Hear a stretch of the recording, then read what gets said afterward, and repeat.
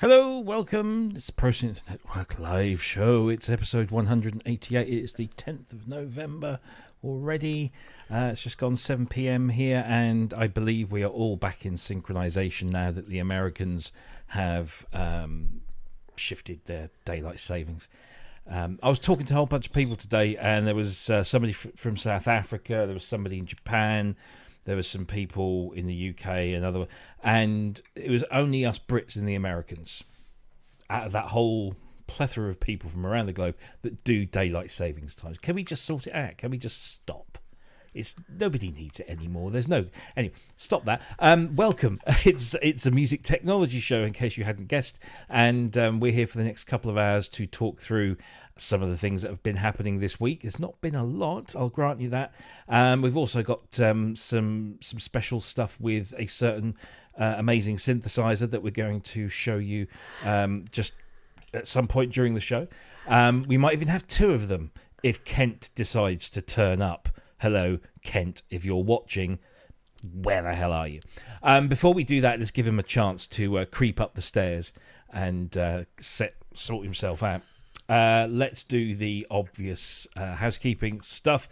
So straight away, like, comment, share, and subscribe if you wouldn't mind. If you haven't already, that would be very welcome if you could do that. If you want to donate to the show, we don't have to, but if you feel that way inclined, you can do so through our PayPal link, which you'll find clickable link in the description below.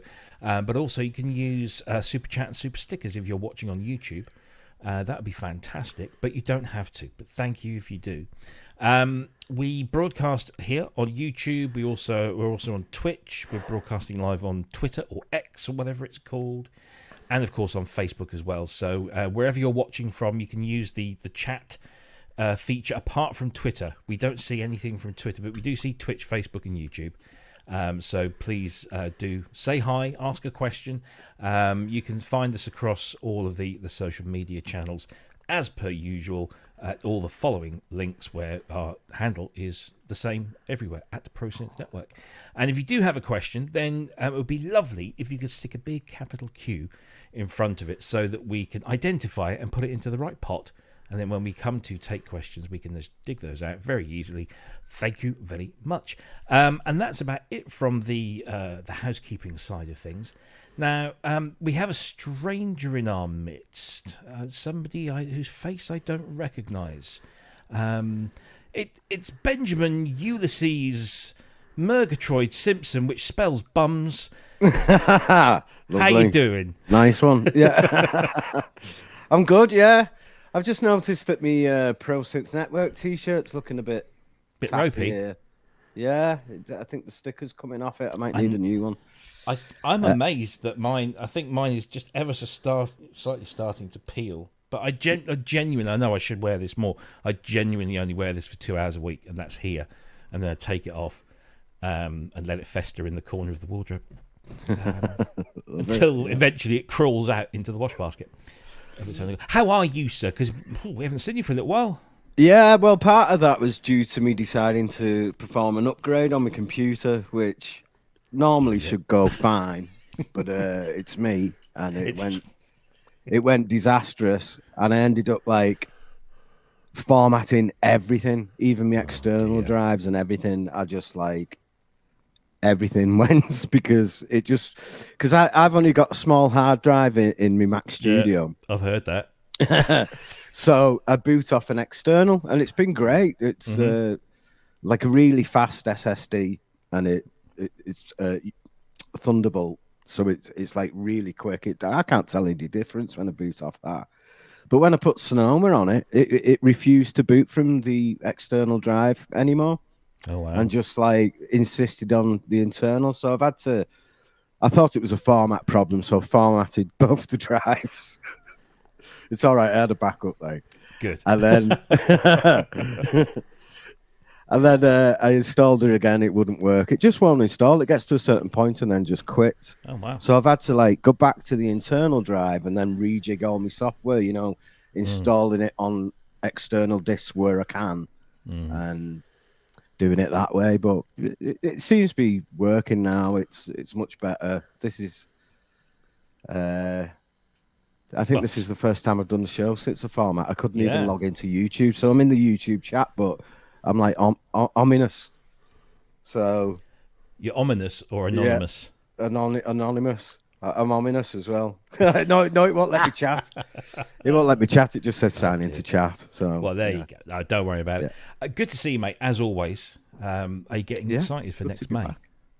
Yeah, really. We'll talk. I've got a slight problem. There's a gig. There's a gig in the middle of it. But can we not wheel that AI Ben and stick him behind? Yeah, just program.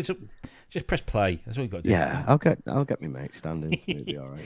Do it remotely. Do the gig remotely. Oh yeah. It might be a bit of latency involved, but I'll give it a go. Well, no. All you got to do is just like have an iPad with a thing over the start button, and then you just press something on the iPad and it's play. I just have your picture on the screen or something. Yeah. Just go. Yeah, I'll do that. Yeah. Cool stuff. Anyway, good to see you, mate. Good to see you. To be here. And we'll talk about May a little bit later on in the show.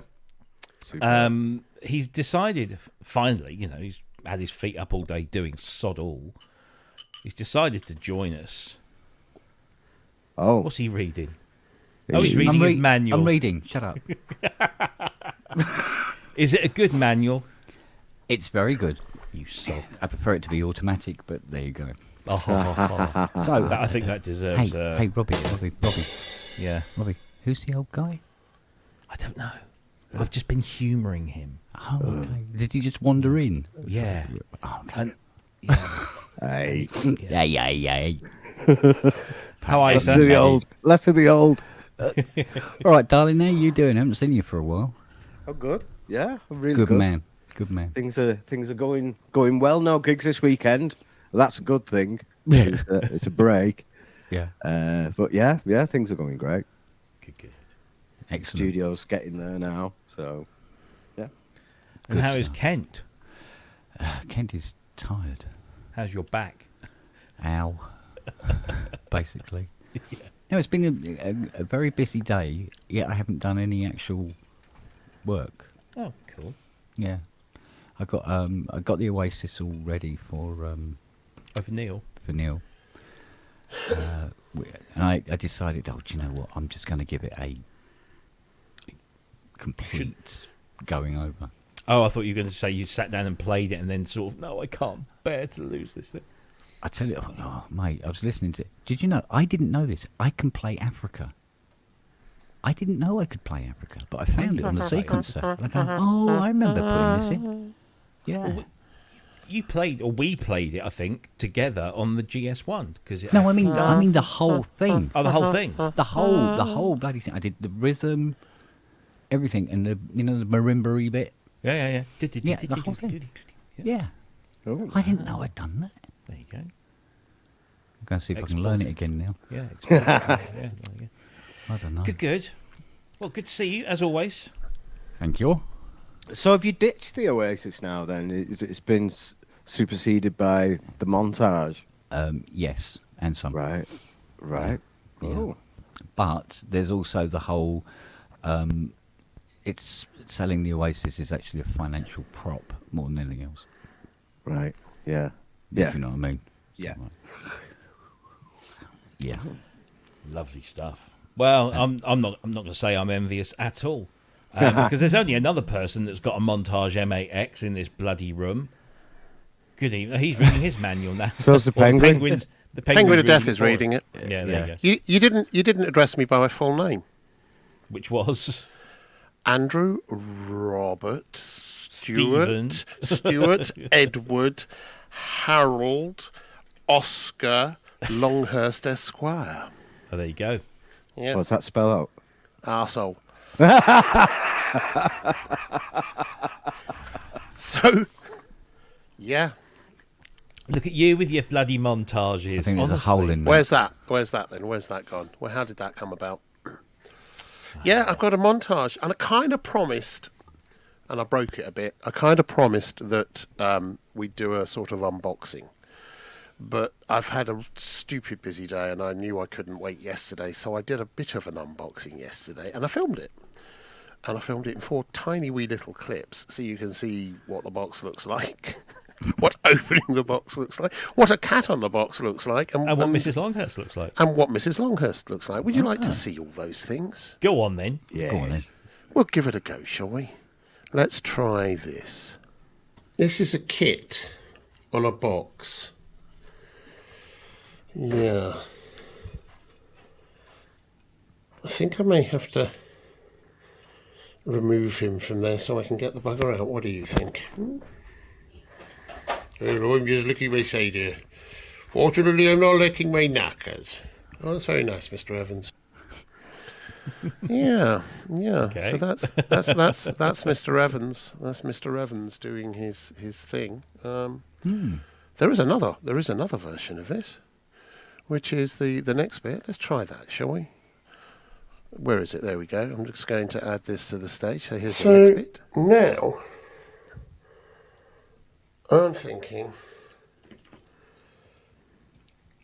this is a lot wider and bigger and deeper than I thought it was going to be. Said Mrs. And it's Longhurst. not inconsiderably weighty. I'm going to open it up and see if I have to move this, because it's got to go in here and on there. That's what it looks like from the other side. Yeah, I know. Being a bit optimistic. And then, so that's my wife, and that's our bloody hell. It's my new bed. What? It's my new bed. Oh, Could my probably wife's see new that. bed. Look, it's just taking up all the room here. It's just nuts how deep it is. We'll see how we get on. And then finally. So none of you are allowed to see this, so you just say you didn't. Say hello, person that's never going to be seen. Look at the size of this. I don't know how we're going to get it out yet, but we'll work it out. So many innuendos. I know, yeah. Tightly sex tape city. That was gold, wasn't it? Yeah. So, and here it is. Hang on 1 second. Turn the bloody thing on. Well, let's pull it round so people can see the bugger. There it is, look. So, the Montage M8X, it's one of those things. Yeah. So we'll switch it on and see how long it takes to boot up, shall we? Go on It's a then. big one. Start your clocks. Now. Mine's not. Ask my No. wife. Ready? And 3, 2, 1, on.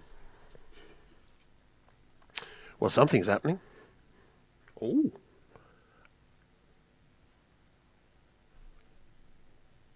There's not many channels on here. No BBC One. No Sky Atlantic. 15 seconds. Boom. 15 seconds I'll in tell it's you up. something. Right, that's something that always annoyed me about the V-Synth GT. Because it booted up in around that time normally, but once you put all your own sounds in it, it affected the boot up time. So once I'd filled it full of sounds that I was going to use, it took about half an hour to boot up. It'll be interesting to see if this does the same. I don't know why there's that lots- should affect boot up time. No, it with shouldn't, should something it? that's accessed later, shouldn't it?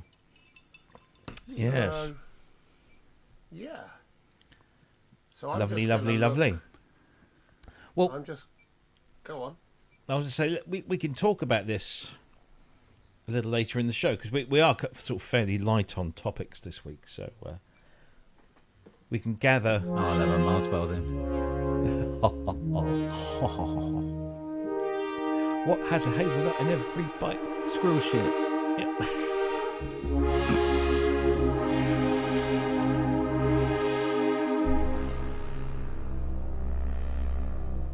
Lovely. Lovely. Very Okay. nice. Not We can jealous talk about it later. I at can all. give you my first impressions as well. And yes. I've formed some very firm ones. And I'm sure you have. Do you do Michael Caine? Not a lot of people know that. Yeah, we'll and obviously ask Kent as well. What bloody what Mary. he Don't thinks, care what Kent says. Who cares what he says? What does he know about given he's a synthesizers? hardened CS80 enthusiast, and also has a Hydra synth to compare polyarthotouch and stuff. So yeah, well, let's do that. We'll do that. He's Coming got up his own teeth as well. in part 2. Where? You reckon? Not many. I keep that them in the box? cupboard. Just Most of behind them you are in that in box. the there, tyre you know. on the Mustang. Yeah, I think the Mustang's owns most of them now. Anyway, right, okay, gentlemen, let's crack on. Before we do, I just need to say thank you to a few people. I think, Jason, we answered your question. Where's the montage going? It's to his right. And what's it displaced? It's displaced the Oasis. And several vertebrae in Kent's back. Yes, indeed. And his left one now hangs a little lower. It's in a the sock right. somewhere. Firstly, must say thank you to our moderators in the chat, Andrew Brooks, Andy Synth Addict, and Ben from Musings, who do a sterling job. Andy and Andy, yeah. And they'll post links to things that we talk about in the chat and everything. But thank you for your donation, Andy. As always, thank you also to Stephen Smith, our Australian buddy in Melbourne. Thank Stephen, you mate, very much for your ass, your 10 ass. That's 6 pence. Is it? Yeah. That's 6 pence. Well, you know, 6p more than we had before. We'll Or in also accept Australia, opals. 19 tons of... Oh, look, the carpet. 10 chus from Wagyu. Thank you very much indeed, gentlemen. It's most appreciated, and doesn't go unnoticed, and will contribute to help keep us on the air, and me and Ben in the air, maybe. More on that later. So thank you very much indeed for all of that. Neil Wharton says he would do a donation, but he's just bought an Oasis, which is I true. wonder where he's got that from. We'll let you off for that one. Thank you. At ever least so it'll be in much. good condition, won't it? Yeah, No. exactly. And if you need to take it back to the seller for repair, there you go. It's a one-stop shop, mate. Absolute bargain. Right, let's see. We've got a few things to go through. I'm not quite sure where to start. Well, why don't we start with one of the montage's competitors? Maybe that would be an interesting way to open things up. There wasn't a. I'm going to show a video, but I'm only going to show a little part of it because there wasn't like a whiz-bang trailer or anything. But there was this demonstration of the new EX upgrade for the Roland Phantom.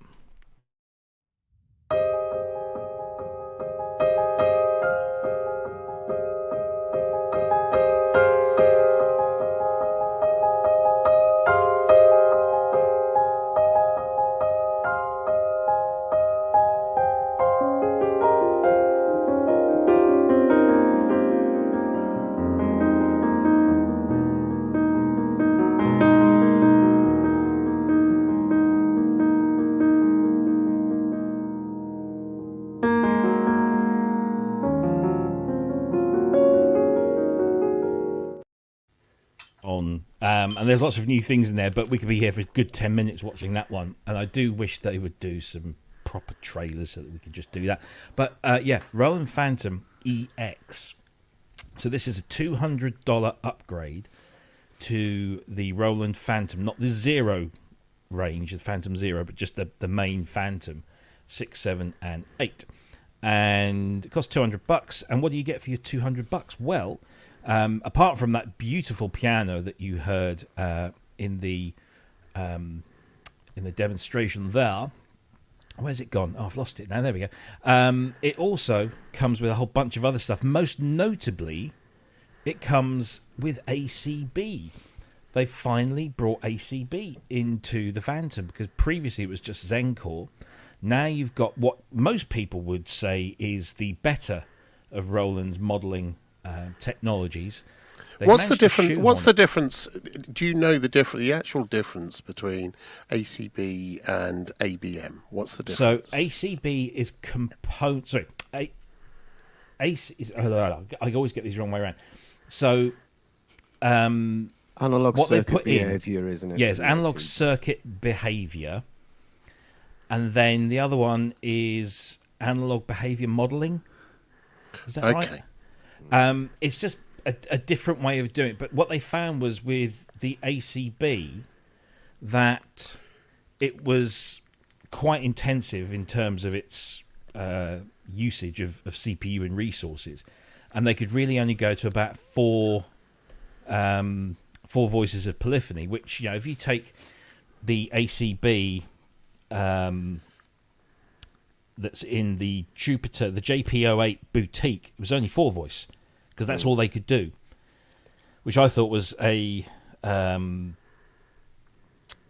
of a letdown because, you know, it's a Jupiter 8. I assumed that was just them limiting it deliberately. No, it was a limit of the technology. Okay. Now you could chain them. You could probably chain 2 of those together, but you know, then you're paying for 2 of the bloody things. Anyway, so ACB always had this kind of. It sounded really, really good, but it had this kind of limitation in terms of power, and which is, I guess, why they brought out analog behavior modeling, which gave them much more power. So that's what you find in the Zenology and the Zencore stuff uses that. Now, some people were saying, "Oh, it doesn't sound quite as nice as the ACB." Personally, I thought it sounded great. And we were talking to Rich Hilton last night, and he's been using the Zencore Jupiter 8 expansion in his Phantoms on stage with Chic, and absolutely loves it. So he's very interested to see how the Jupiter 8 fares on the ACB version that you now get in the Phantom EX. And Roland announced that the Jupiter 8 model is shipping with the upgrade, and the SH101 model will come a little further down the line. But, you know, we're talking, you know, weeks and months, not years. They don't say if you can put more than 2 on at any one time, which will be interesting to see. Whether you have to swap out so the are they full 8? Is the Jupiter 8 a full 8 voice? Again, I don't know. I would assume it would be. Yeah. I would assume it would be, because why would you reduce the capability? So, nice displays, nice screens. Show up the Jupiter 8 and the SH101 front panels, all very lovely to look at. There's these wonderful new pianos in there. There's a bunch of other bug fixes and upgrades to a whole bunch of different things. It's $200, and I thought people would balk slightly at the fact that you've got a Roland flagship and they're asking you for another 200 quid for a software update, which I've not seen very often, if at all, in the in this kind of world. I know that, I think Roland in charge. Isn't it a firmware update rather than a software one? Well, same, yeah. It's a system update. Yeah. So lots of new features. They've shoehorned ACB in there somehow, and it's going to cost you $200. Now, Rich, who is a gigging Phantom user, is very much looking forward to this, although he's not committing to changing anything just yet, which would be a silly thing to do mid-tour or anything like that. So, be interesting to see what does anybody, Ben? Do you have a Phantom, or you have a V-Synth, don't you? Yeah, I've been a fan of the Phantom in the past. Phantom. The last one I had was was it the G8? The G8. It was a lovely thing. It was huge. It was probably the similar size to the Montages, but yeah, it was good. But then they brought out like a really cheap plasticky version, so I fell out with the Phantom. Then I didn't bother upgrading that one. And because it was that shiny black and looked really cheesy, and it was supposed to be the Integra. I've got the Integra 7 down there. It was the Integra 7 innards, which sounds great. I love the Integra 7. So it was purely on aesthetics that I bailed out. But these do interest me. I don't know whether the age of the Workstation is over. I don't know. I know, like, Rich is using them live. They're great for live use and that. But like, as an actual sequencing device and that, I just couldn't see myself going back to that. But don't you find? I mean, obviously the Montage has never really been a Workstation. No. And the Phantom seems to be more of a synth than a Workstation, but it has Workstation features. Yeah. It seems like the Workstation features are gradually being suppressed. I think so, and yeah. kind of gently shifted to one side until people go, workstation? What workstation? These are just super powerful synthesizers with great performance controls, because everybody's doing their sequencing on the laptop nowadays. If they've got one of these, they can just plonk a laptop on it, and you can have way more power and flexibility. That's it. From that, can't you? So, and that's what you do, isn't it? You have a laptop in your live rig. Yeah. You're not doing everything from a workstation, so. I have 2 laptops. I've got one because they're both like quite.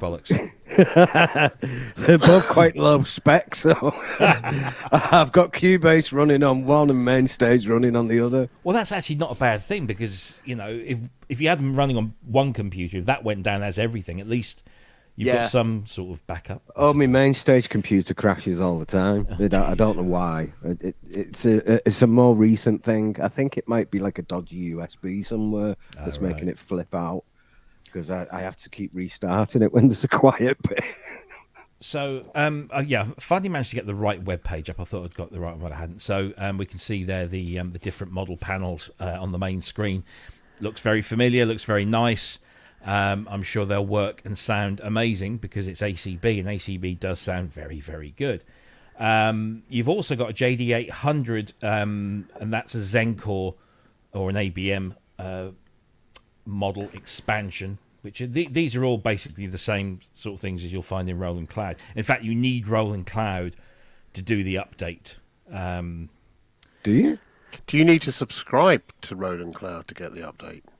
I think you do, but you could just have you can have the basic free subscription. I don't think you need to pay. Okay, that would be a bit ridiculous to pay for the upgrade and then pay for the sub. I believe. Don't quote me on that, but I believe that's the case. But you also get these 2 new piano expansions. One that uses the Supernatural engine, the other one which is a V piano. Enzymes now in there. An enzyme. This was a thing that they brought out a while back. It's kind of a new synthesis engine. I really don't know that much about it at all, but that was £150 upgrade a while back, and there was a bit of a furore, as they say, a couple of days ago, that people that had bought the enzyme expansion were now going to be charged $199 to get enzyme again and everything else.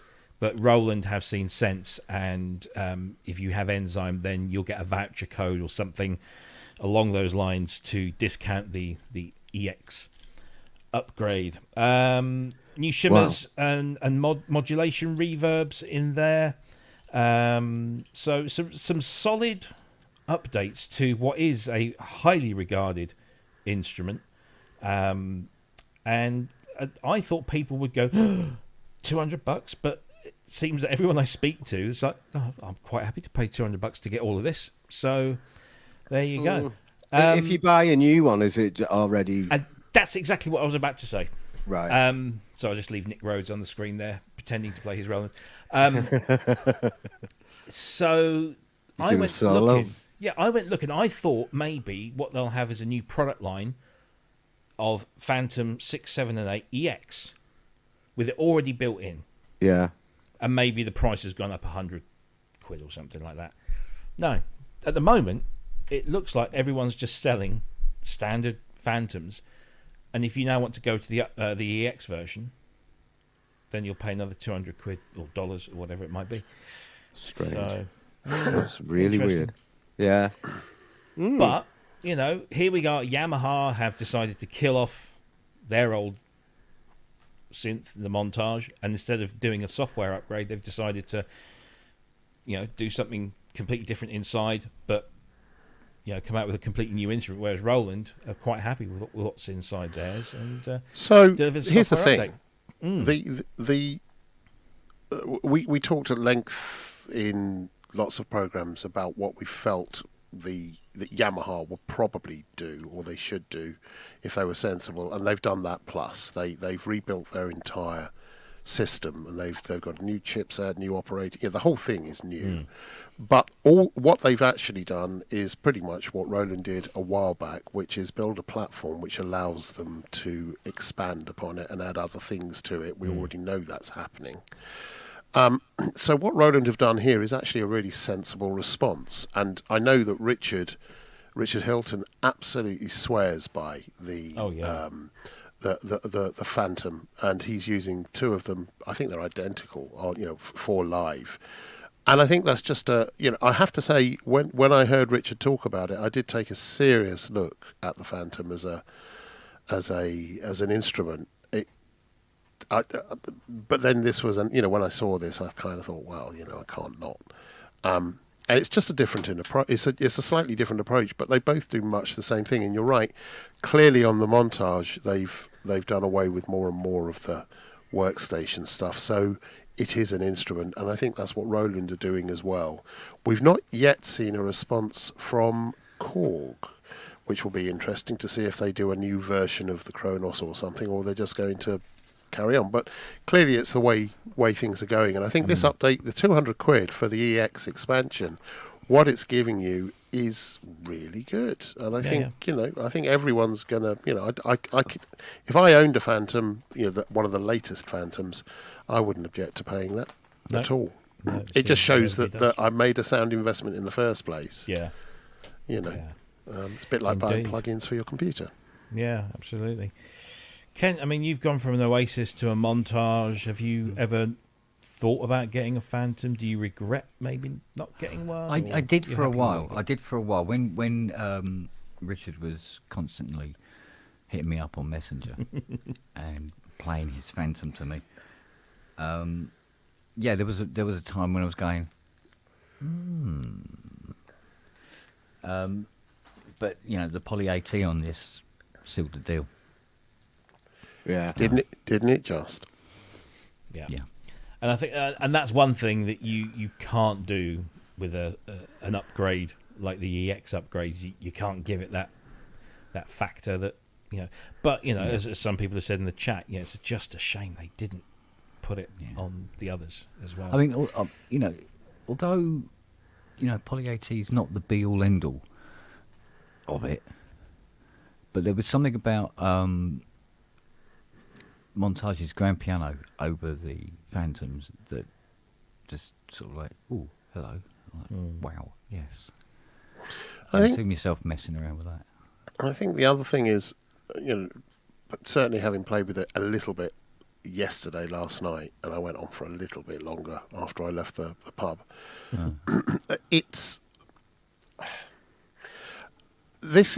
I love this. I've got to say, I love this, and I love the Poly Aftertouch where you can find it and where it's implemented, and I love a lot of the controls, but it's still a bit of a mystery to me.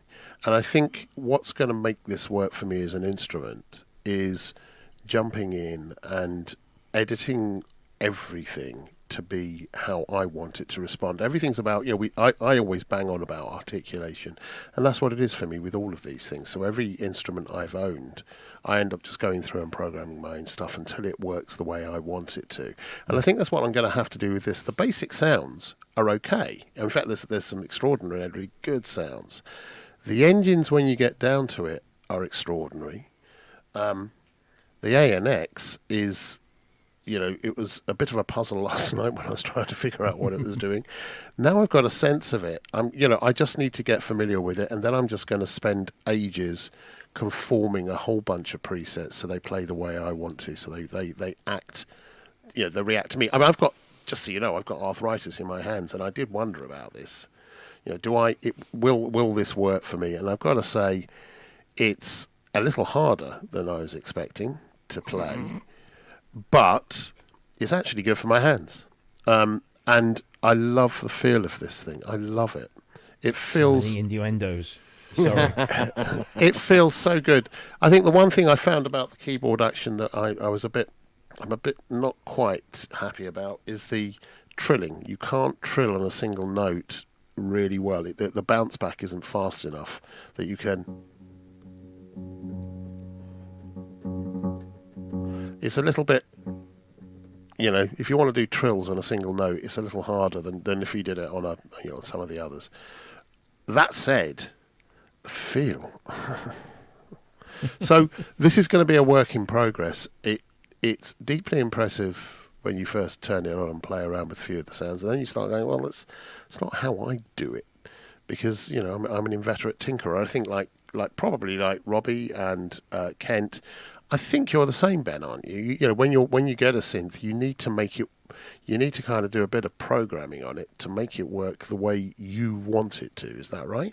Yeah, I go to ridiculous levels with things like that. I'm a configuration lunatic. Yeah, and that's I think what makes it your instrument, rather than this being the Montage M8X, which is a great instrument in and of itself. And there are a lot. The problem is you see these people playing it in all the demos, and you go, "God, that sounds good. They're really good," but they're really good players. I'm not. I'm a terrible player. But when I get it working the way I want it to, it's just like that's it. I'm lost. I'm away. It takes me a lot longer to find that kind of fine tuning. Yeah. But Well, we'll come back to the montage a little bit later on, and discuss it specifically between you two guys, because obviously you're in possession of them. There was another bit of Roland news, which is maybe a little less exciting, but worth mentioning anyway, that Roland have announced a new global HQ. They're staying in Hamamatsu, next door to Yamaha-ish, but it's a lovely, lovely building, especially these designs that they've shared with my colleague Adam over at Gear News, shows a lovely new design of the building. The old building, where they're currently at, was a kind of mishmash of the old original factories and stuff around it. So this is going to be make it a lot more modern, and I'm hoping that they will do what Yamaha did and open up their museum to the public, because Yamaha have this wonderful thing called Innovation Road, which is open to the public, and you can go to Yamaha HQ, you can go and see all this. Roland have a very similar museum, but it's all private, and you can't just sort of pay to go in. But Roland's new HQ, which will be open, it will start being built in August of next year. And the reason I kind of brought this in was just to kind of say, well, look, clearly Roland are doing well. And this is signs of a business that is anticipating lots of growth and lots of new things coming down the line. Their business model has been fantastic. So they're bringing out lots of new synths. It's all based on the same tech.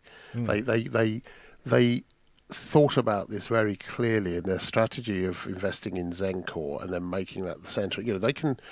They can add, increase or decrease the amount of power in any one thing. They can add all sorts of different things to each of their synths should they want to.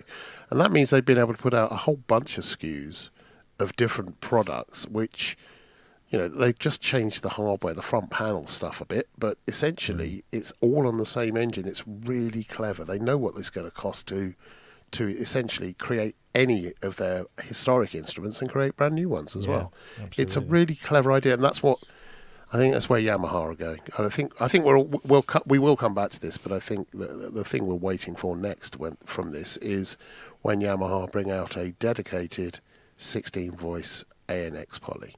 Indeed. That's going to be the thing we're all going to go, ooh. Yeah. Well, I'm not, because I've got one. Well, you've got that, yeah. Roland's new HQ will commence building in August of next year, and hopefully will deliver lots and lots of lovely, lovely things. Right, let's see. What should we do next? Let's do this. We've talked about very expensive, big workstation type stuff.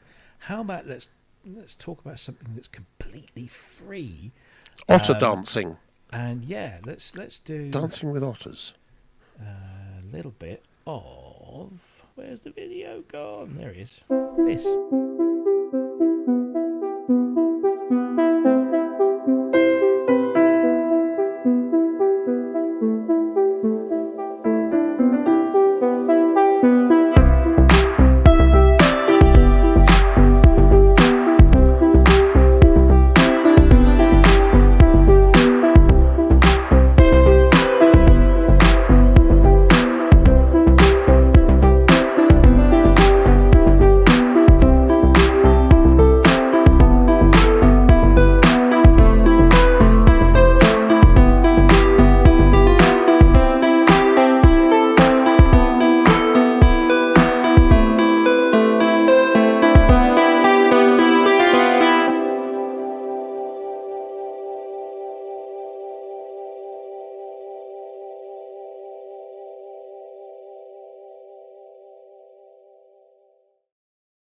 there's a little lie there, and that's only because that was the original launch video for the Luna recording system, that basically Universal Audio's DAW. And when it was originally released, it was exclusive to anyone that owned a Thunderbolt Apollo device, UA device. And you're talking upwards of 1,500 more to have this. So it was free with a very expensive dongle. As of yesterday, Universal Audio have made Luna completely free of charge to all Mac owners. You do not need to have any extra hardware from UA at all. It's a free digital audio workstation. And I thought, oh, okay, so this is Universal Audio's way of getting people into their ecosystem. It'll only work with UA plugins. No, works with everything.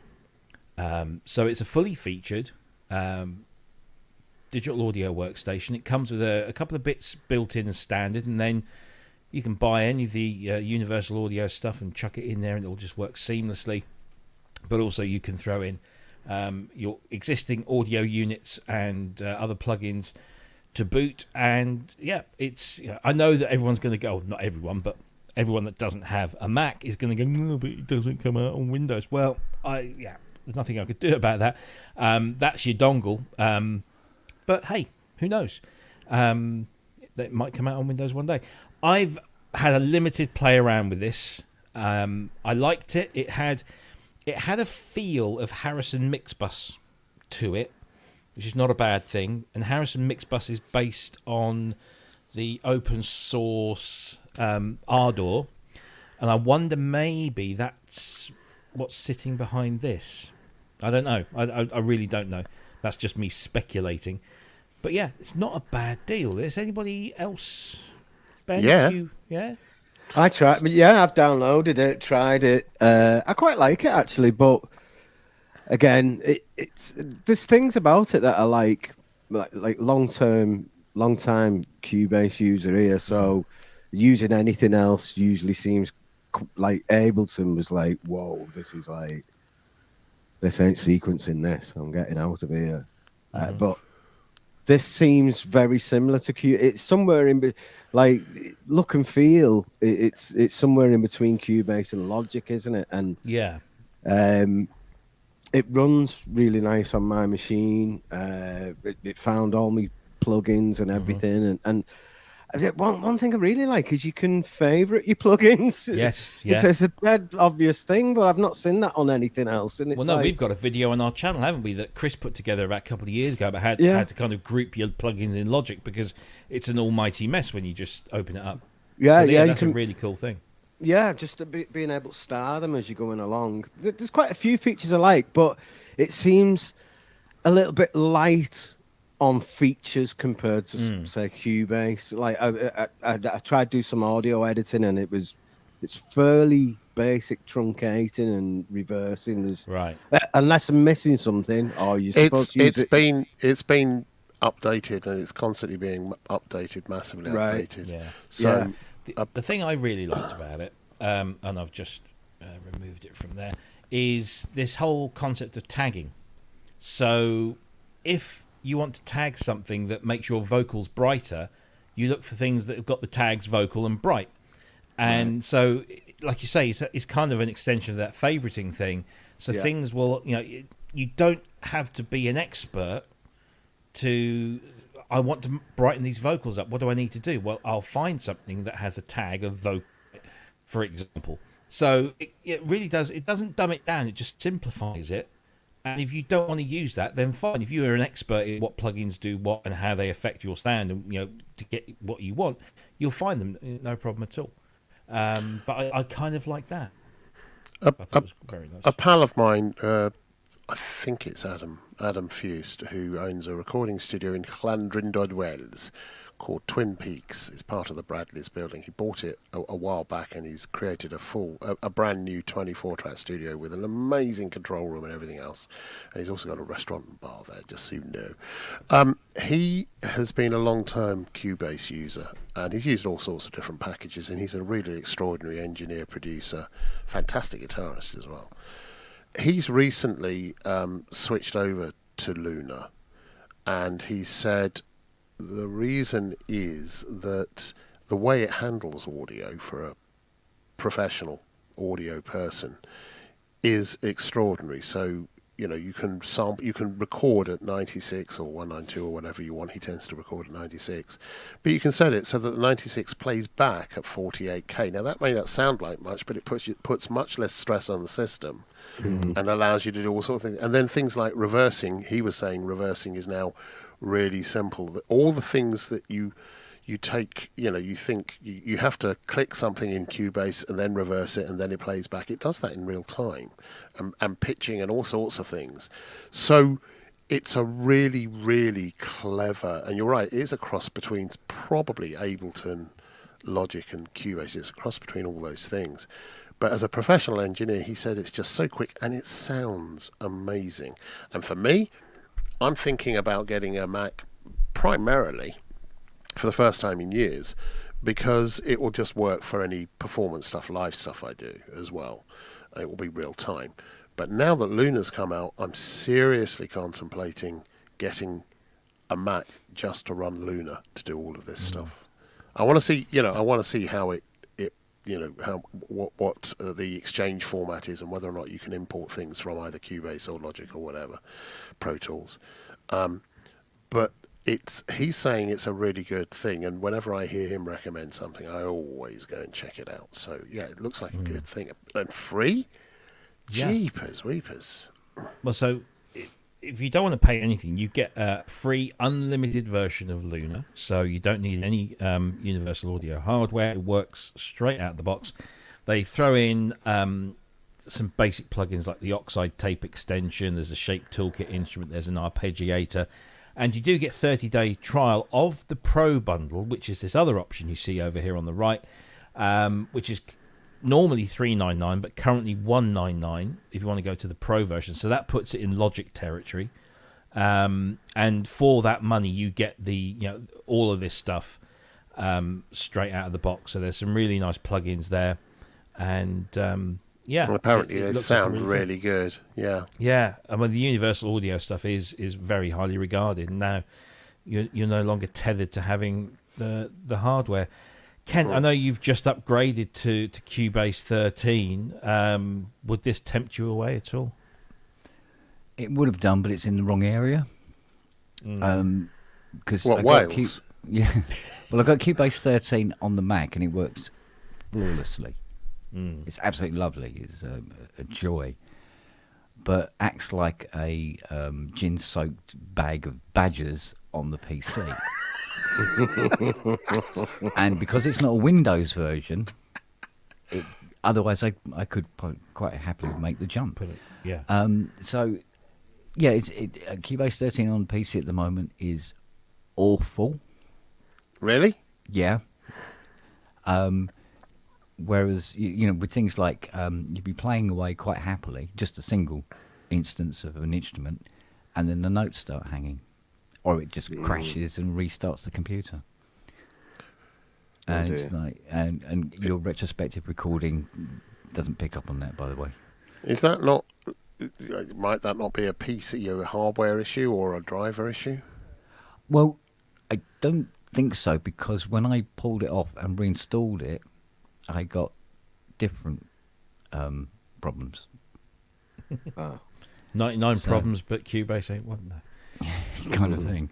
So, where it's working faultlessly on the Mac Studio. So, Same here. Yeah. Go figure. yeah. So if that had been Windows and or Mac, I would have gone. Yeah, do you know what? I'll get that for the. And do you have an M1 or an M2? I can't remember. I've got an M1. M1 Max, is it? Or Ultra? Yeah, Mac Studio. Yeah. Max.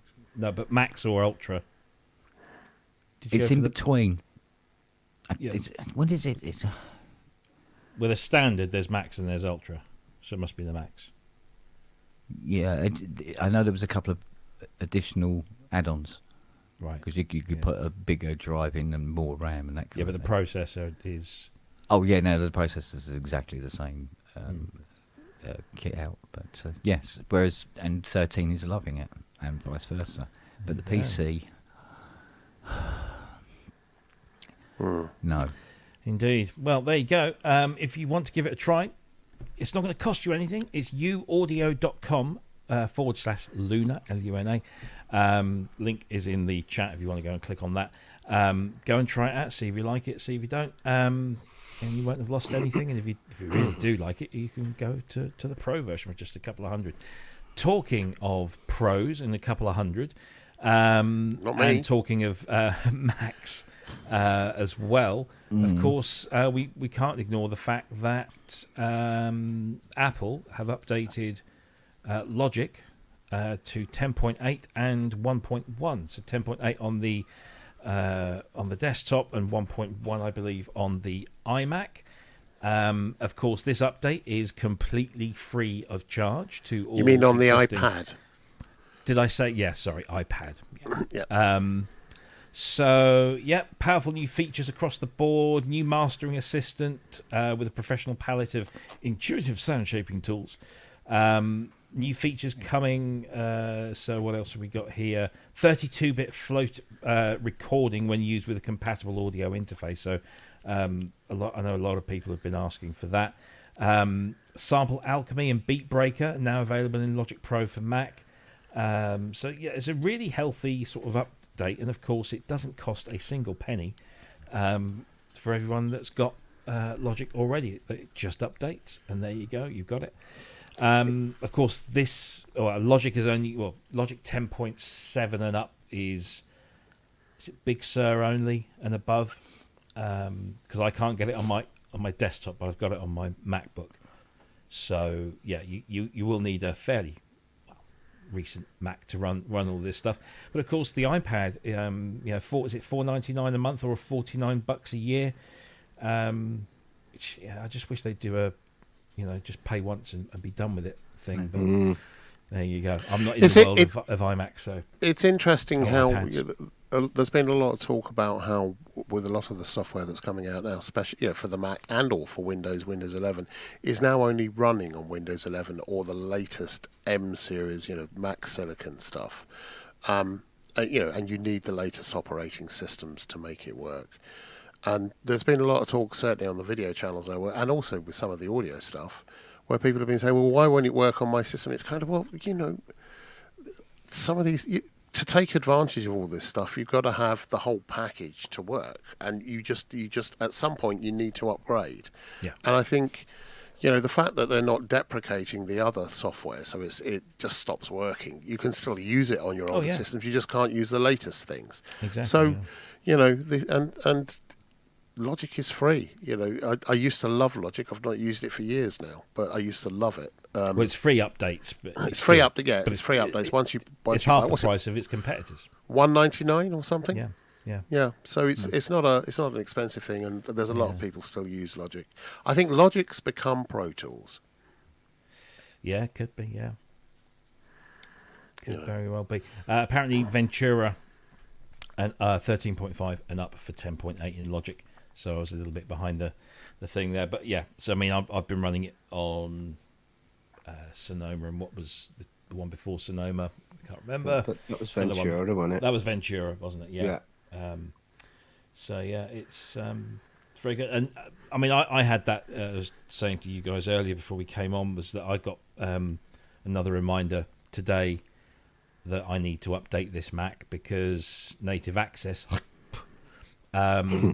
is now a version where it won't. The latest version of Native Access won't run on Catalina, although I can still use an older version of it. But the Ozone EQ plugin that they've been giving away free, I thought, I'll give that a go. And I did did as I was told on the web page and click this, and it's in my account. And then it says go to Native Access and you'll find it in there and just download it. And I went to Native Access and it wasn't there. And I thought, maybe it's because everyone's rushed in to get it, and servers are a little bit slow. Sometimes these things don't appear straight away. And a few days later, it still wasn't there. And a colleague of mine said today, "Are you running Native Access 2?" And I said, "Well, no, it's version 3.5 or something." And they said, "No, you need to go to Native Access 2, which only runs on Big Sur and above." And so I just whipped the MacBook out, opened that up, and there it was, because that's running the latest version. So just another, even the dogs agree. That's just another reminder that this is a 10-year-old computer and things will stop working on it very soon. So it's going to be changed within the next couple of months. And that's what happens. A lot of people, a lot of technology has moved on. But I noticed we didn't cover anything about otters in that. No. But I thought that's what we were going to be. No. Oh, okay. No. But 10-year-old computer. I mean, there's only so much there's only so much you can get out of it. And I think, if I paid £1,500 for this 10 years ago, so £150 a year, and it's been my main machine, and it's done 188 episodes of the ProSynth network, and a whole bunch of stuff before that. Yeah, bad value for money. It's good. So it's time for a new one. Don't worry, darling, you'll go to a good home. I find that they just get demoted in here. Like what happens is they go from this room to downstairs and then get used as my everyday computer. Yeah. I think and I've probably passed on to my daughter or something after that. Yeah, did the same here. But I noticed as soon as you said that, Robbie, you then froze. It knows. It's telling me. It knows. I'm going. So you I've can got all always that find to look another forward to. job for an old computer. Yeah. My Spectrum, ZX Spectrum, keeps the microwave level. Yeah. So those rubbery keys make sure it doesn't vibrate. Yeah, exactly. Yeah. Wow. It's almost Rubbery keys. They're rubbery keys. Okay, so that was Apple updating Logic to 10.8 and 1.1 on the various platforms. I think it's time we shut the dogs up and got all excited about doing this again next year.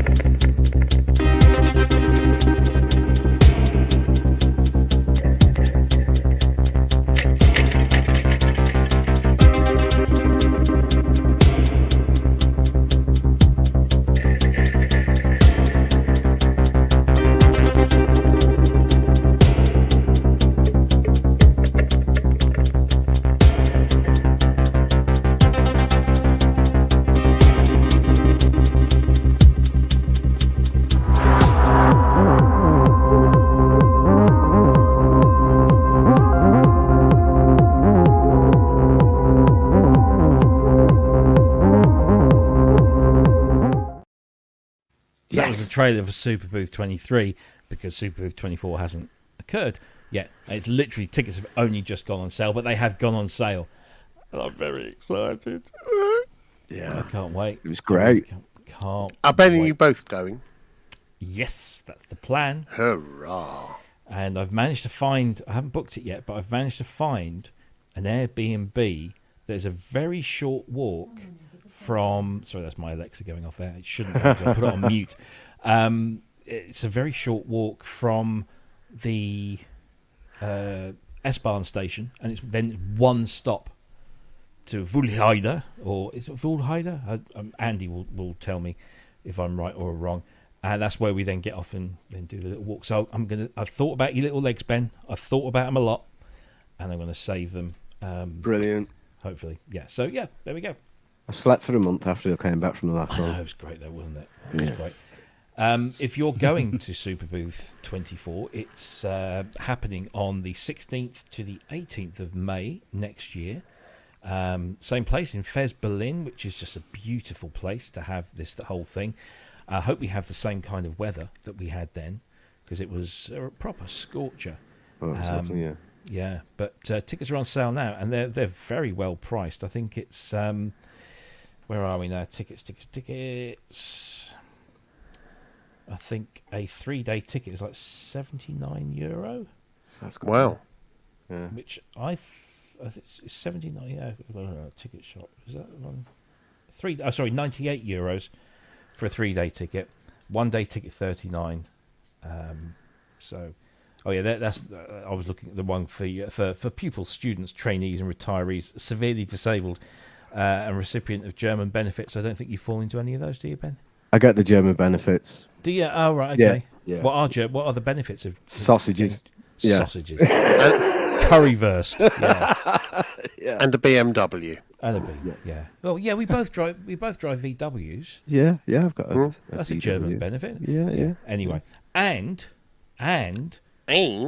this happened. Dr. Manny Fernandez will be at Super Booth. Yes. So that's Dr. cool. Manny. I own the pint. Yeah.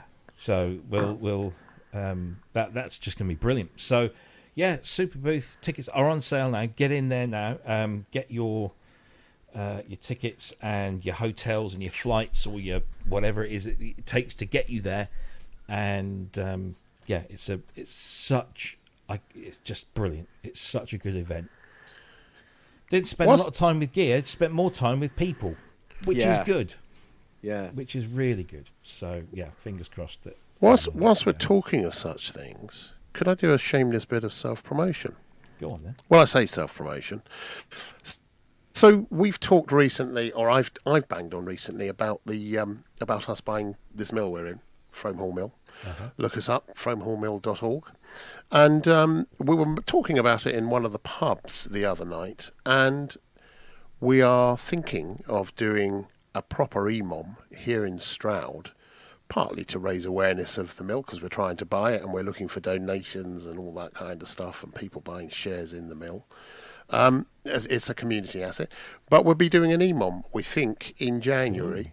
And Andy Brooks has kindly volunteered to come down along with Ian. Oh, you don't want him. Yeah, and a bundle. No, and I think he'll break Jim Glue everything. as well. Jim Glue. He'll break So everything. I just wanted to sound out and see if anyone in the chat at any point, if anyone's interested. Jim Glue? Yeah. You don't want him there. He's He'll a blow it bastard, up. I know. He's such a good. But And I then you thought got with the other guy who turns everything off, apparently.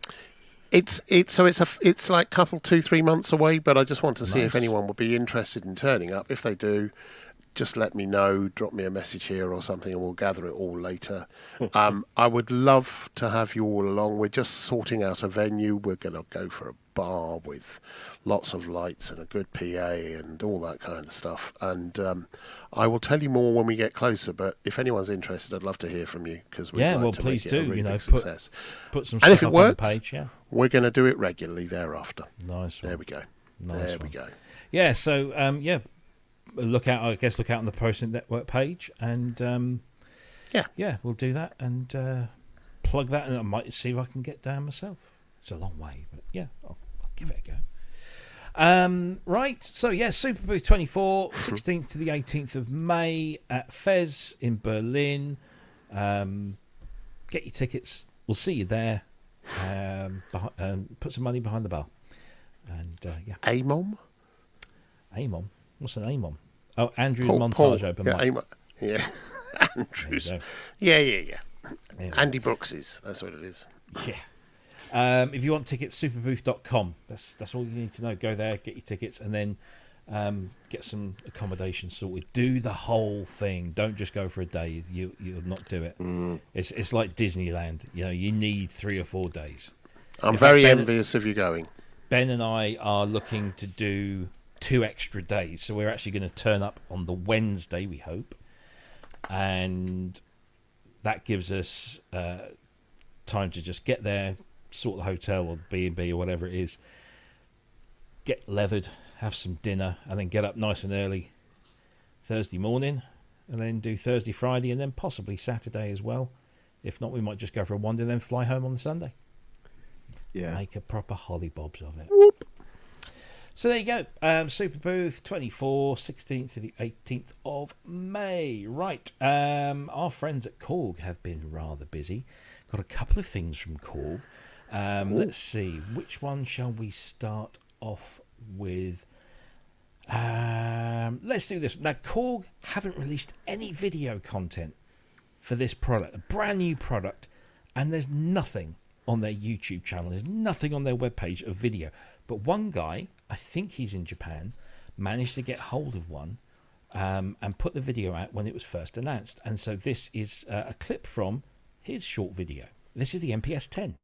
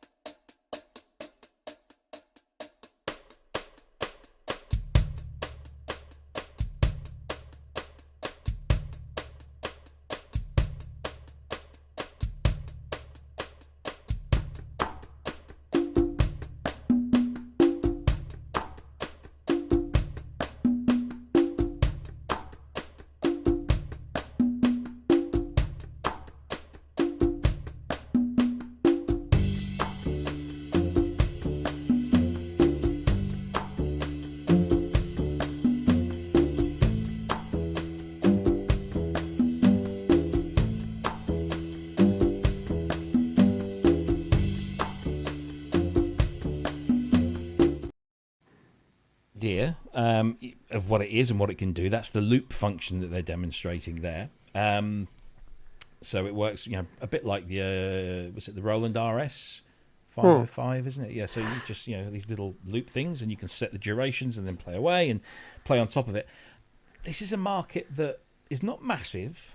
There are only a few people that kind of do these pads. Roland obviously being the big one. Alesis do one that's about half the price and almost just as good. And now Korg come in with the MPS-10, which has 6 main pads and then 3 edge pads at the top, 4 edge pads at the top, which also can act as CC controllers as well. So you don't have to stop playing to do things. You can just tap the edges to get it to do lots of different things. It looks like a really nice, sturdy piece of gear, although the most common observation, shall we say, is the placement of why is my web page gone all screwy there? It's the placement of the it's because I'm at the bottom of the page. It's the placement of the screen. Look at that. It's slap bang in the middle, in between all the pads. Now the Roland one, for example, and I think the Alesis one as well, is at the front edge and it's kind of tilted down. This is slap bang in the middle, and the first thing I thought when I saw this is, that's going to get broken. Which is lucrative odd. Business, starting a replacement screen company up now for that, I reckon. I bet deck savers were like this when they saw that. Let's do a little one that sits up in the middle. Second was the odd marketing choice of the choice of photo, because what does it say on the screen? Poo. Poo. Somebody wasn't thinking, were they? But look, I mean, poo aside and central screen aside, this looks like a sturdy bit of gear. It can be mounted on a stand on its own. It can be attached to an otter, or any piece of regular sort of drum equipment, whether it be a rack or a sturdy cymbal or snare stand. So it will blend in. You can either use it on its own as an addition to an e-drum kit or an acoustic kit. The sounds on it sound amazing. Korg shouldn't have any issues with the quality there. It's just that slightly odd design, I think. The MSRP on this is 1099, but I'm seeing it for around 950. So that looks like it's going to probably be the street price. But as a drummer, I've never really gravitated to these things. I'd rather have either a full kit and maybe I've got a little 4-pad thing for percussion. But these are interesting things. And it comes with a free software editor as well, so you can mess around with that. Loads of sounds in there, loads of space for your own kits and samples and everything as well. Not a bad thing. A little bit expensive, I would say. But Kent, we'll come to you first on this one. Are you a tub thumper? Would this find its way into your little room? No. Couple of reasons. No, the price twice. That's the couple of reasons. It's just that is just wrong. Yeah, it's a bit, that's mental. What are they thinking? The It's Roland about 700 one is, quid too much. Yeah, well, the Roland one is not too far off that. nowadays. Depending on whether you go for the standard one or the pro one. The pro one's probably about the same price as this. The standard one is a couple of $100 cheaper. Yeah, I don't know. See, because when you got keyboards, I mean, keyboards can do that with their eyes closed, and for a lot less money as well. Do you know what I mean? I don't know whether they interest drummers very much anyway. I always thought they were sort of like for people who weren't drummers. Oh no, you often see drummers with these on, to the left of the hi-hat. Yeah, that's true. And most of the time they're triggering loops and things rather than using it for actual playing of drum sounds. Yeah. It's just that price just made me wince a little bit. Yeah, what for that? Yeah. The Octopad was used a lot in the sort of 80s, 90s by drummers who wanted to play back samples, the particular samples for particular tracks, snares or big crashes or some, gongs or big whatever. They'd use it for that quite a lot. And we did, I did lots of touring with bands where the drum would have an Octopad. This just seems odd. It's 6, I think Kent's hit it right. So it's 6 pads plus 4 bars at the top. Yep. It reminds me a bit of the CAT drum stuff, the KAT drum stuff back from around about the turn of the century. Yeah. Which sounds weird, doesn't it? Turn of the century, back in the old days. And the position of the screen isn't quite. I mean, I get what your concerns about the screen, but what really worries me is if you're drumming and you're sort of doing the looping, it's so easy. It would be so easy just to have one of your fingers down and you hit one of the buttons and you just kind of squonk everything up. So, yeah, that's true. Yeah. And I'm with Ken. It's way too expensive. It looks like it's a quality thing, but it's way too expensive. Unless their thinking is for really good drummers who are the kind of drummers that will use it, it needs to be robust and therefore they're not unlikely to be hitting those things accidentally. Oh, they'll get hit. They will. I don't care how good a drummer you are. They'll get hit. And it's a really expensive thing. Yeah, I mean, connectivity-wise at the back, it's pretty much of a muchness. You've got 2 trigger ports, which you can do 2 pads off of one port. You've got a couple of pairs of audio outs and a headphone out. You've got line in and mic in, so you can actually sample either via the microphone input or a line input, or you can bring your own samples in either through the editor on your computer or via a USB stick as well. But notice how many MIDI ports there are on there. I know, yeah. It's only got MIDI out. Yeah, now, that's weird, isn't it? I don't know. I wasn't able to confirm whether it's got MIDI in via USB. I would assume that it has. Well, it says 2 PC. I don't know whether it's bi-directional or not. I mean, exactly. I would assume so as well. You would think so. But for live, that's not great, is it? Given that you've got a wealth of sounds in here, and you might want to trigger some loops and other bits from other things, a MIDI in is kind of. I just find that a little odd to have left that out. If you're going to put a physical MIDI out, put a physical MIDI in. It's not like you couldn't fit it in there. I don't think. I don't know. Maybe they couldn't. Yeah, very strange. But yeah, they could have budged things up a bit and got it in there. Definitely. Yeah, it's a weird one that, but at the end of the day, it's a nice looking instrument. I can't deny that, and it sounds good. I just think, like Kent said as well, it's maybe a little too much for the money, as they say. Given that, and I can't see how you'd mount that on a Stoke Weasel or Otter. I can't. No, you've got. Well, it does. You can buy a clamp for $33. And when I say clamp, it's a post that you bolt on the bottom, and then that will go into a regular. And you hope the Otter's going rack to. And that's more of a beaver. And the Otter will just the Otter will grip it nicely. Just go for mongoose. Otters are basically just pine mongooses that are up themselves. A pine marten, pine marten would work. Mm. This is the the Pine Martin Synth network. Yeah, fits on a mink post. That's what it is. So there you go. It's out to order now and will be shipping in January. Korg are on a bit of a weird one, and that's exacerbated by this next thing. And I do have a video for this. This one they did actually make a video for. So let's watch that. Yeah.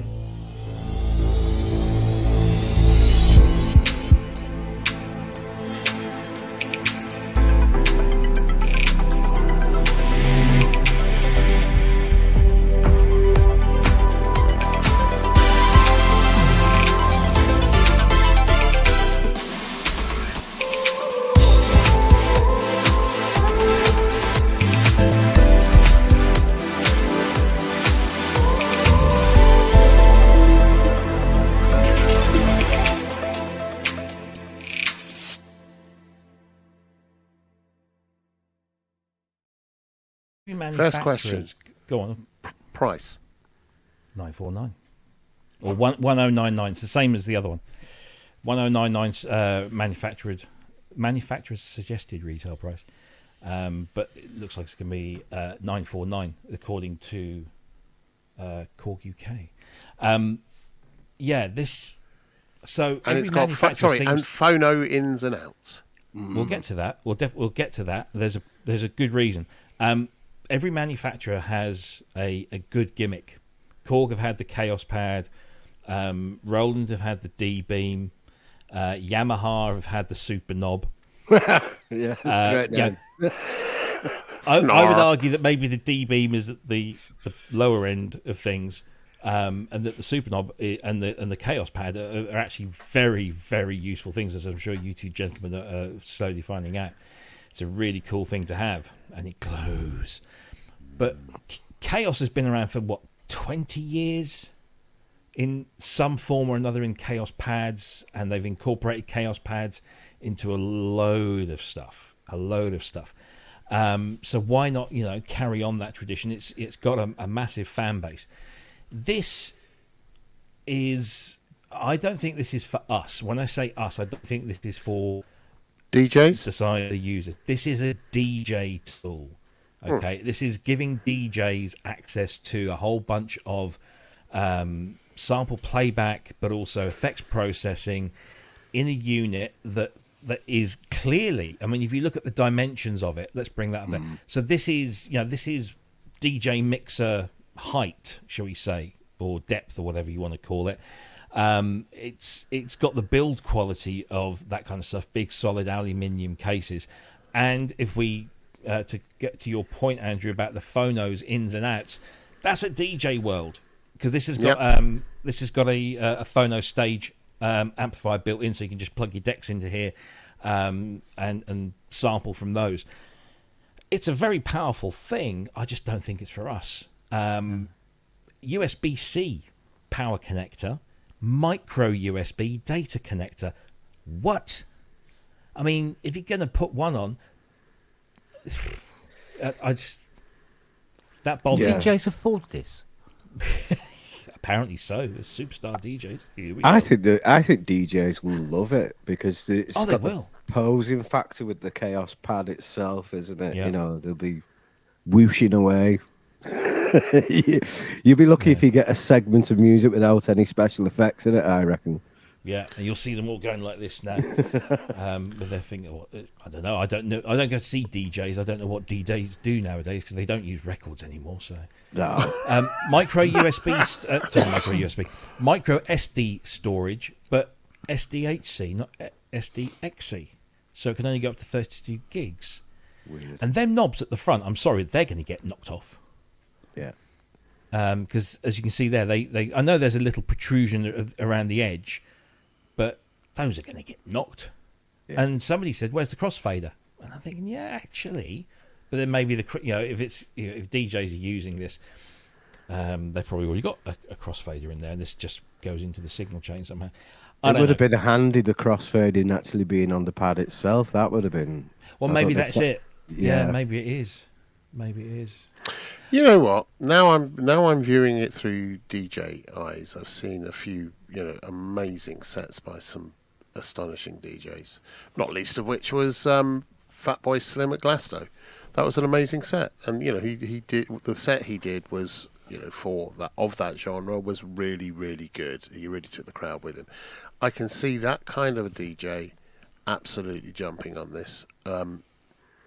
it's not for me, but I really get it now. Now that we've looked at it, I think it looks like a good thing. I'll need to, I'd need to understand a bit more, but as it's not for me, I'm not sure I'm going to spend the time. But I can see this doing reasonably well, to say the least. In its target market, I think it will do fantastically well. Listen, Kent and I could have bought the 61 note.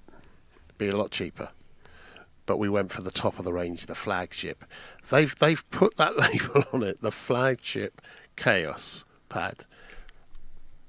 I think, they may actually have got something right. For the first time this year, probably. Korg have got something right with their marketing on that, if that's what it's aimed at. I will listen to this man till they put me in a wooden box when it comes to DJing, because he is, as he says, he's been 30 years in the game. And he's saying most players do a lot this does already. Carl, thank you for that. You look at the Pioneer decks, and I say I am no expert, but I've even seen turntables with buttons on for sampling. This isn't something that's groundbreakingly new. They've just bundled it up with a Chaos pad. Interesting. Yeah, I don't think it's for Kent. Have you got any views on this? It's going to bomb, apparently. I don't think this is up your street at all. No, but there's something about it that sort of says we've run out of ideas. Do you know what I mean? It's like, oh no, let's put a Chaos pad in and for DJs and stuff. Yeah, that'd be a giggle. Yeah, go on. Yeah, I went looking for videos because to get that one that I showed. And in between one or two Korg videos listed in the search field, there were lots of YouTuber personality type people, and all the titles were, "What are they thinking? This is a no from me." And these are people who've got review units and they're doing day one releases of their stuff. Overwhelmingly negative. Wow. I suppose, for those, I guess, for those people doing this, DJs doing this, most of them got a laptop. They've got access to all of the different launch pads and things, which they can do this stuff with anyway, yeah? Yeah. I mean, we saw the recent, was it the Novation one or the Akai one with the faders and sliders? That looks like much more of an appropriate tool for DJs these days than this. So I'm backpedaling here. Yeah. Backpedaling. I really don't think I don't think we are the target market at all. But I just thought I'd bring it up because Chaos has been Chaos pads have been in our world for a while, and I looked at this first of all and thought, this looks just like an SP404 because it's got 16 pads on it. And the more I read about it, the more I'm convinced it's actually not. And you might as well stick with your SP404 if that's what you want to do. This is not one of them. There you go. Anyway, that's the Korg Chaos Replay. It's available to order now and will be shipping soon. And that is it in terms of the news, guys and girls. So I think we've got about half an hour or so montage time to talk about the Montage M8X, which of course you two have been brave enough, silly enough, flamboyant enough to buy. There it is. So, Andrew, you said you formed... Whoops, wrong one. You said you'd formed some opinions in the 24 hours since you've had it up on the stand and playing with it. Care to share? Just simply, I think I've already expressed them, which is, there's some amazing sounds in here. I've got to get used to the interface. The ANX engine is extraordinary. We had a quick play last night, and I continued playing with it for a little bit afterwards. It is good. There's a whole bunch of stuff in here, but as I was talking, as I mentioned right at the top of the show, I need to work with this to make it work for me, but it's an astonishing machine. It really is. Even things like the organs. So let's just do a quick doofer here. So get your organ out. Go on. Start playing with your organ live on camera. I'll fill. So with the organ. Robbie, not Phil.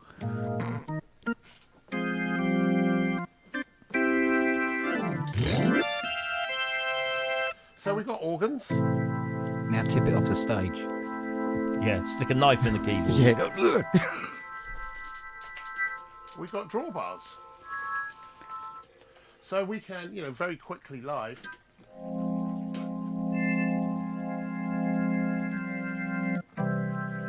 And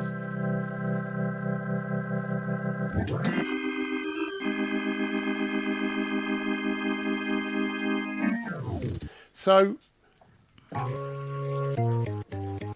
add some noise in. So Now, is this a sample-based one or is this FM-based? Should tell you this in is the sample based. sample-based, right? So just that means that I've suddenly got a proper drawbar organ, and they've got lots and lots of different presets. If I just start banging through, so here we go.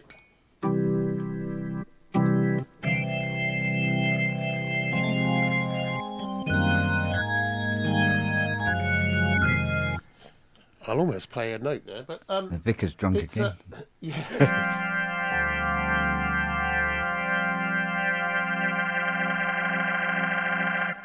The speed of the Leslie, the fast speed, I would probably slow down a little, but you have. Can you control change over that at all? I believe you can, but I'm fucked if I know how. No idea.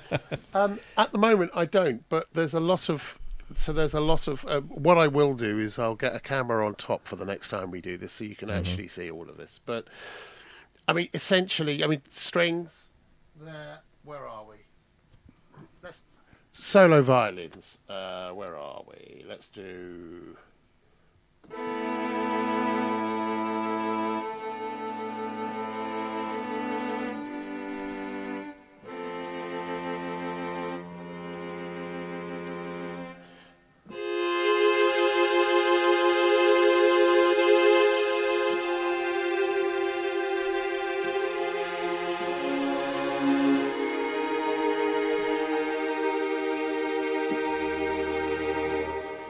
Some lovely sounds, but not quite my sounds. That I don't like the vibrato in that. I would rather do without and add my own.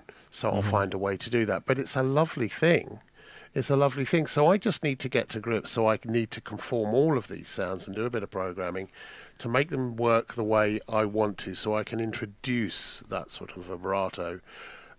It's something which is just a little annoying for me. It's immediately, it sounds very good, but it is a bit annoying. It is a bit annoying. But it's an amazing sounding thing. And the FM on it, let's see if we can find some. Hang on. Well, I was going to say, if you could find a patch called... let me just find it here. Well, there's one called DX1 Synth Brass. It's number 1 in the FMX live set. Right, so I need to do that again. Synth Brass PAT. It's called DX1 Synth Brass PAT. That's it. Give that a whiz.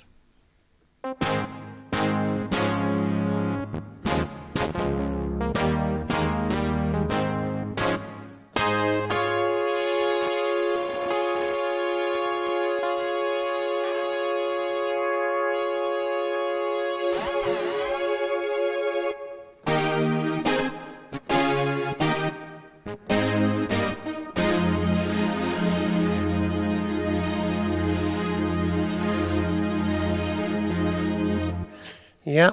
That's one of Manny's, that is. That's a lovely sound. Manny, well done, matey. Poly aftertouch on it. Patch Poly number 10? aftertouch. Sorry? Patch number 10 in the same bank. Called It Yes. doesn't quite. I'm not seeing it quite like that. What's it called? Yes, FM. Yes, FM. Yes, FM. Yeah, Okay, yes. just putting yes. Gotcha. Here we go. What's this like?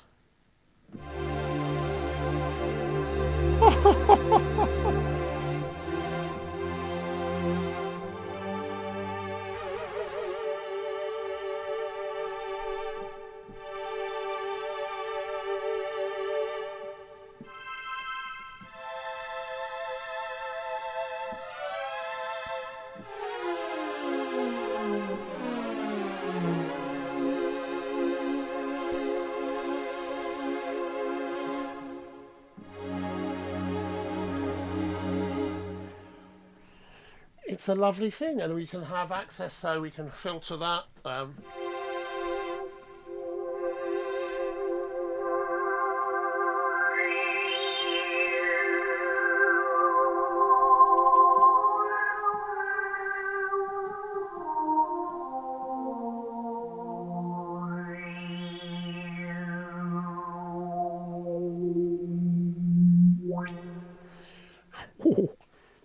That's another one of Manny's.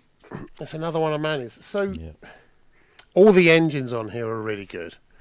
And I'm loving the sound coming off of it, off of the analog outputs, the balanced analog outputs. It sounds better. I compared this with a mate of mine online late last night who's got one of the earlier montages, and the analog output, it does sound, it's just got more grit on this. It's not grit. It's a fuller sound. It's a wider stereo. It just feels more analogy. So it's a lovely thing. It's a really lovely thing, and the ability to jump in and edit is excellent. And if you want to start from scratch, you can just start with an init patch and start from the beginning with just a single oscillator in A and X, and same with the FM engine. You can do the same with that, and this is and I think that the fact that you can put so many different layers in on top of this, have so many sounds running at the same time, it's an extraordinary beast, and you're not going to run out of polyphony anytime quickly. So No, no. I love it, and I love the feel of the keyboard. Yeah, I was going to say, compared to other things that you've played over the years, how does it stand up? So the keyboard is a little heavier, or rather, it doesn't bounce as well as I would want it to. But the actual feel of the keyboard and the aftertouch pressure, poly aftertouch, is gorgeous. It's really nice. It's really really nice, and it doesn't feel like it's it doesn't feel exactly heavy. It feels weighty but not heavy, if that makes sense. So it's a very tactile. It's a very tactile thing. So even with the organ being able to go, go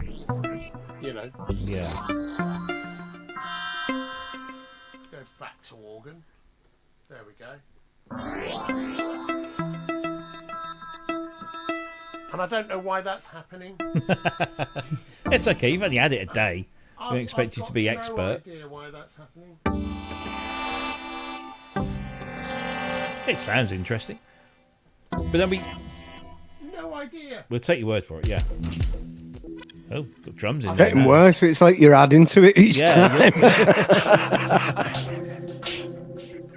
Yeah, it's just really weird. What's going on with this? I've no idea what's going on now. Well, let's take that opportunity to go across to the other Montage M8X owner.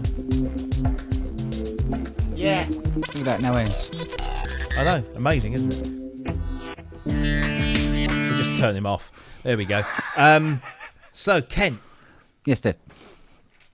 You've had yours now about the same length of time as Andrew. I have.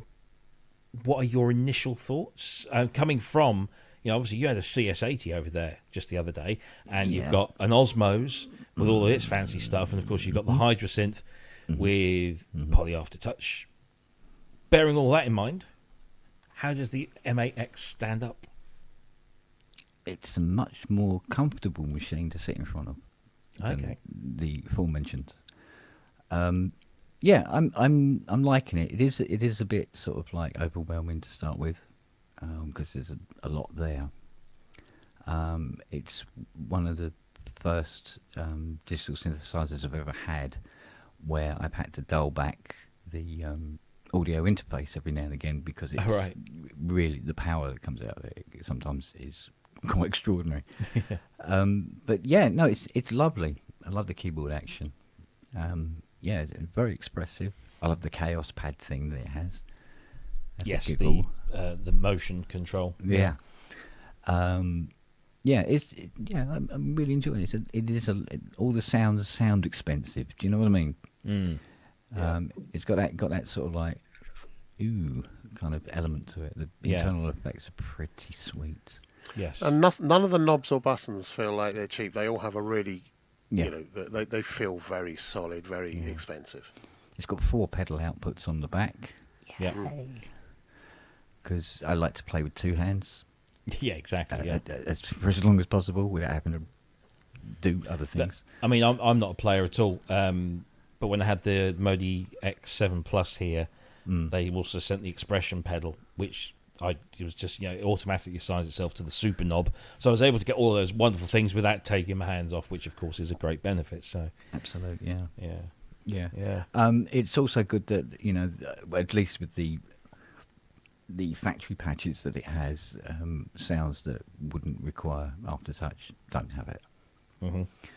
Rather than have aftertouch just default on all the time. Yeah. Where it does something weird.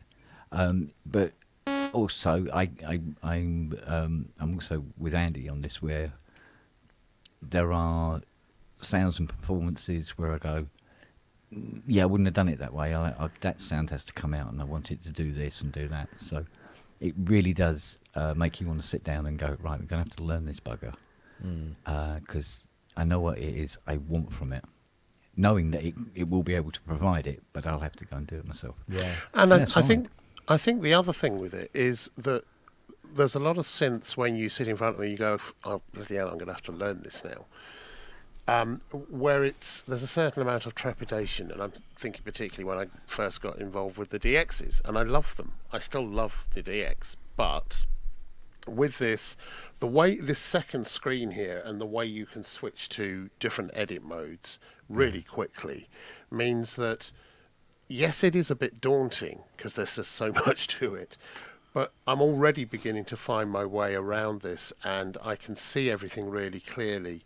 So the ability to jump in and find what you're after is actually a lot simpler than I thought it was last night, and I'm beginning to navigate around. So just working from an oscillator, sawtooth oscillator, it's an initialized ANX patch, and we can switch. Here we go.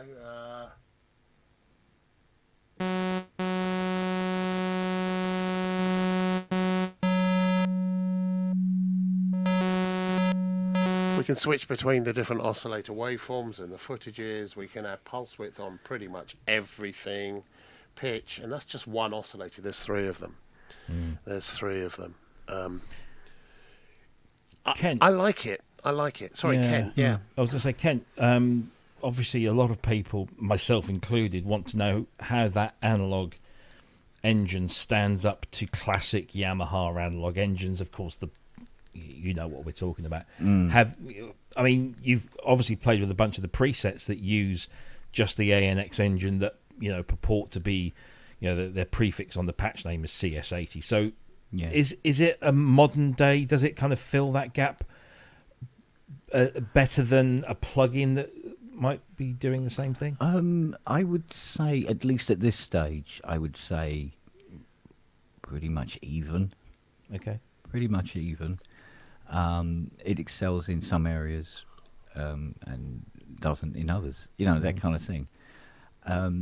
But I would really like to get in there more and see what I can pull out of it. At the end of the day, of course, you think, well, does it sound exactly the same as the CS80? Well, no, but it's not supposed to, really. No. And the CS80 has the advantage of costing 10 times more. Yeah. So you weigh them up and go, that's fine, mate. It's absolutely fine. But So because that poly aftertouch is there and the keyboard action is very similar in weight to how the original CS80 is set up, it's a very comfortable transition. From a real 80 to this. It's very nice. Yeah. I mean, given that you knew the guy to a degree, and you've worked on his stuff, I know this is probably an unfair question, but could you see the Greek legend using one of these? Would he be able to do with this what he was doing with the CS80? Yeah. No, he'd be all over this like a $20 whore. Absolutely. He would. He was a big lad. Yeah, he'd have this. Yeah. all day long. The only thing he Yeah. wouldn't do is the filter, not the filtering, the ribbon. It needs a ribbon along this stretch, and both Kent and I have discussed about getting a ribbon to put here, a long ribbon, because it's missing that. But even things on the individual oscillator, it's got the two filters, so you've got two filters. You can select between them. You have to select what you want. So all of the stuff, and all of the ring mod and FM, all of that is in here on the analog modeling. So it feels to me a lot like the layout of the CS, except it's got an extra oscillator. I mean, as Manny just said in the chat, the structure of the ANX is not a CS80 architecture. So, we're asking it to do things that it's not necessarily designed to do, but obviously Yamaha are feeling that, it can get there because it's got a whole bunch of patches straight in, It can do a very, very good impression of one. Yeah. And not only that, as he said, it's not it's not the CS80 shape. It's a sawtooth shape. It's a different shape of saw. But there is shaping for each of the oscillator waveforms. You can shape the waveform, and you can pulse width, sweep it, or leave it as any of them. So you can get it really close. I mean, really close. And the third oscillator you can use as a sine, down an octave or whatever. So you've got that separate. It's not the same architecture as the CS80, but I think you can get that sound and some pretty close. Well, I mean, I've kind of tripped and landed on my feet because I have a Hydrosynth Deluxe directly next to it, and MIDI them together, and voila, there's your ribbon strip. So they do. So far, they've been working together and complement each other really, really, really nicely. So I was going to say, happy. is there a lot of overlap, or is it complementary rather than? It's more complementary than overlapping. Yeah. To be honest. How does the poly work between them? Is it similar? Yeah, it's pretty similar. Obviously, one's synth action, one's not. But Yeah, but this is the thing that this keyboard, the way this keyboard feels and acts, is making me play certain things a certain way. Yeah. When I want to get all, mad and crazy, I've got the Hydra here for that action. But if I want that sound, but I want that crazy action, I play it from here. yeah. So between the two machines, I've got this sort of like osmosis of the perfect synth between the two of them. You see what I mean? And then with the Osmos, that will come into its own. Yeah, I mean that's a different beast, though, isn't it? Because Exactly. But the way these two sound together, work together, is so far proving to be very, very, very interesting. Have you used the Osmos to control the M8X? Not yet, no. I'm just wondering how that will translate, because it's got it has that side to side. Well, it has four degrees of modulation. So that's kind of But the kind of Montage interesting. is Montage MPE compatible? I don't think it is it? Must be. Surely it must be. With polyphonic I thought so. aftertouch. Yeah, I thought so. Could be. Could be. I haven't got to that part in the manual. No. So, Ben, I'll come to you, Ben. I know, like me, your I'm not joining in. montages- No, I Yeah. refuse No, to join in. It's No, not no, fair. no. It's not I'm fair. making Robin, you're full screen now. You've got to. it's not fair, Robin. Look. I haven't had anything new since the Hydrosynth. Do you want one of these? I mean, everything you've seen and heard, heard what the guys have said, seen in videos, blah blah blah. Apparently Dr. Synth and Steve Elbows both say no, not yet. MPE, that is. yeah, What do you reckon? It's obviously extremely powerful. I love the fact that it's not a workstation with the original Yes, montage. yeah. It's a synth. It's a real synth. proper The synth, workstation always kind of feels like it's trying to do everything, and it doesn't really do any of it particularly that well. So I'm glad they binned the workstation element away from the motif that came before it. Yeah, that was the last Yeah. Workstation one. Yeah. I've got the rack version of them. And when we was on about Phantoms before, I forgot I've got a rack Phantom down here. Oh, right. I forgot I got it. I use it that much. Phantom XR it is. Okay. Yeah, so yeah, I don't know. It's a lot of money. It feels like it's worth the money, but I don't know. Would you go for a 6 or a 7 and forego the poly aftertouch, or would you have to have the poly aftertouch? I would have to have the poly Yeah. aftertouch, yeah. Yeah. Once you've had it, you can't go back. Yeah. Yeah, I've got me... Once you go poly... Oh, no, it doesn't work like that. No, it doesn't Keylab- work, does it?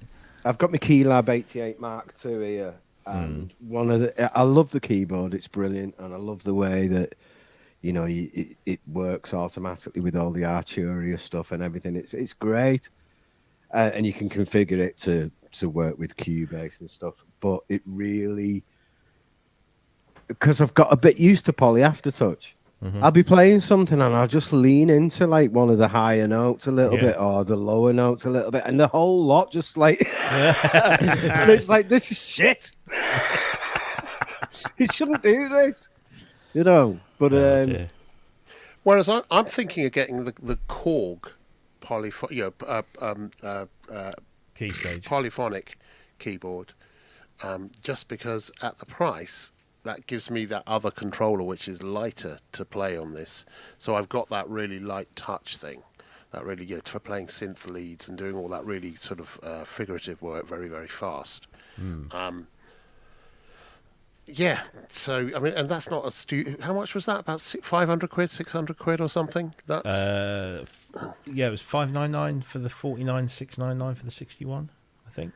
dollars. I think it was the other. I think it was yeah, something like that. Anyway. Yeah. But I thought it was about £500, something like that. Anyway, and for the 61 note, that would be a perfect controller to sit on top of this and do the leady things that you need to, and just control it. It's a beast. It's a beast. And of course, with live set, you can, like with all of these things, you can set the other controller to address a completely separate MIDI channel, so you can have a separate sound on there, so you can be doing the two things. It's a good. I do like this. I can't tell you how big it is though.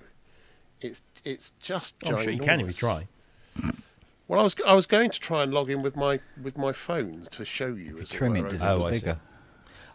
I mean, yeah, I've sat in front of one. It's an 88 noter, but it is deep, top to Yeah. bottom. It's deep. It's deep, and yeah, this is Even at the front edge thick. is very Yeah. deep. just like Yeah. it's, If you like Yeah. your synths thick, yeah, it's definitely that. yeah. Very nice. how heavy is it? Is it really heavy? 28 Yeah. kilos, isn't it? Yeah, It is heavy. it's awkward. Awkward. Some, and heavy. somebody asked in the chat about would you gig with it, but I just purely because of the weight, I wouldn't gig with it. If you can play out of the back of a transit, you're laughing. I think the people you'll see gigging with one of these will be professional bands with roadies. Not and I'm not saying you're not professional, Ben. You are, but you're a much With smaller money. operation. Oh than Coldplay, yeah, I haven't for got example. roadies around like that. No. No, as you said, you were carrying stuff up a metal fire escape in the pouring Crosby, rain. Stills and Nash used to tour with a grand piano Well, yeah. in a flight That's- case. That's a nightmare. That. Yeah. They all Not do high- it with like not high a one, drag it shell now, everywhere. don't they? They all have a shell and just put a controller keyboard Yeah. in the front. Yeah. Absolutely. Yeah. Just trying to find the weight of the Phantom. I know it's here Phantom shouldn't somewhere. weigh anything. Well, I say it was the Phantom of the Opera. Not a lot. Boom, boom. R. Gigging with the Go on, JD800 go- was bad enough. Give us, yeah, 14. give us a blast. So the Phantom is 14.8 kilos. The Phantom 8. Yeah. This is 28. It's It's very heavy. not one you want to be lugging around. Let's just say Yamaha have a history of building heavy synths. Visibly over CS80 your isn't that shoulder. heavy. What? I tell you what, the Oasis is heavy, and Neil's going to regret buying it. I tell you. I don't think he will. I don't know. So yeah, according to Manny, who has got a lot of knowledge of this thing, that depth is related to the poly aftertouch mechanism. One of the reasons it's not in the other keyboard sizes. So, there you go. Well, they should have bought ASM's aftertouch thing then, because you can fit that in a slim keyboard. You could, yeah, but it's almost was it somebody here who said, ASM have basically. Do you mind? ASM have basically, waved the Hydrus in sort of Yamaha's face and said, "Hey, look what we're doing that you stopped doing that you did so well."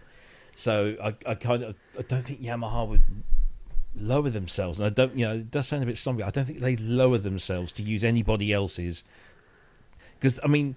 Yeah, they are Yamaha, the world's. isn't it? Yeah, they're the world's leading piano manufacturer. They're the world's leading manufacturer of so many things. Yeah, I don't think they would. Yeah, they need to make honour thinner poly aftertouch keyboards then. Well, yeah, but yeah, you would have thought maybe they'd have gone down that road for the others. Who knows? Maybe the Montage M8X will have something in. If I guess if enough people complain about it, they might consider it. I really maybe don't they come up with their own. feel like this is a workstation, though. No, it feels like an instrument. Yeah. It does feel like an instrument. And And I have that's to what say, Yamaha are really it, good at, though. aren't they? Yeah. I've got the KX88 as well, and the KX88 is a heavy bugger as well. It's a really heavy bugger. Oh, yeah, that's not poly, but That's heavier than that. Than this? No, it's not. Yeah, I think it is. KX88, it's not. It's very heavy. It's probably not far off, but it's a heavy bugger because of the weighted keyboard, and it's a love. And I love that to pieces. But yeah, this is an instrument, and that's what I want. I don't want a workstation. I want an instrument, something I can play. Would you say that we're reaching the limits of this current technology now? Like Robbie mentioned, like a Montage 2 might have like a different feature set or whatever. I mean, if you spent like $4,500 on that, 4049. yeah, do you think that this is as good as hardware is at the minute in the digital format? They've got it spot on, or are you thinking already I could see this being implemented further down the line, and it needs this, it needs that? I'm not thinking any of that. What I'm thinking is, and what I thought, and I think probably Kent the same, this is the first synth, the first keyboard synth that I've bought for a while. And it's absolutely the first one for probably 30 years, 25, 30 years, that I've really been excited and lusted and looked forward to having. I didn't realise you were excited about it. Oh, really? Very. Yeah, I've still got a semi. know. I've still got a semi.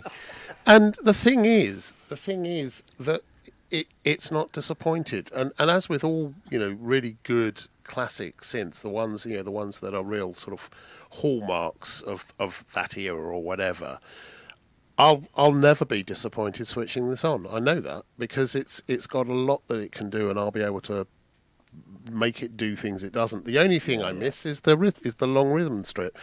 That's it. It sounds amazing, and the samples are really good. I need to play around with a USB key and the computer-y thing to start bringing samples in and have it swapping around on my door. But no, I'm not disappointed at all. No, I think I'm not sure that saying whether it's at the limit of current technology or it's as far as things. They've rebuilt this. This can have a whole bunch of new stuff added in. I'm sure they can put new engines in here if they want. I don't feel that it needs anything else right now. Just now, I don't think it needs it. I didn't mean limit it, not in the literal sense, but like kind of this with the technology that we've got at the minute. This is the bollocks. This is it. You know what I mean? I think we've talked a lot as well over time about how it does need a cup holder. We've talked a lot over time about how what gets me and Kent and quite a few of us going, is the fact we can grab a handful of knobs, fnar, and have direct control. Which is, I'm not the biggest fan of plugins just because they take a lot. The mouse, and finding something that does all of them. What I love about this is, I know, stuff isn't immediately available, but it's pretty damn close. And if you want it to be for when you're playing live, you can program it so that anything you want to be able to edit or play around with or change whilst you're doing a live set is immediately available to hand. That second screen above the faders, that's a new addition, isn't it? To the It's new astonishing. Version.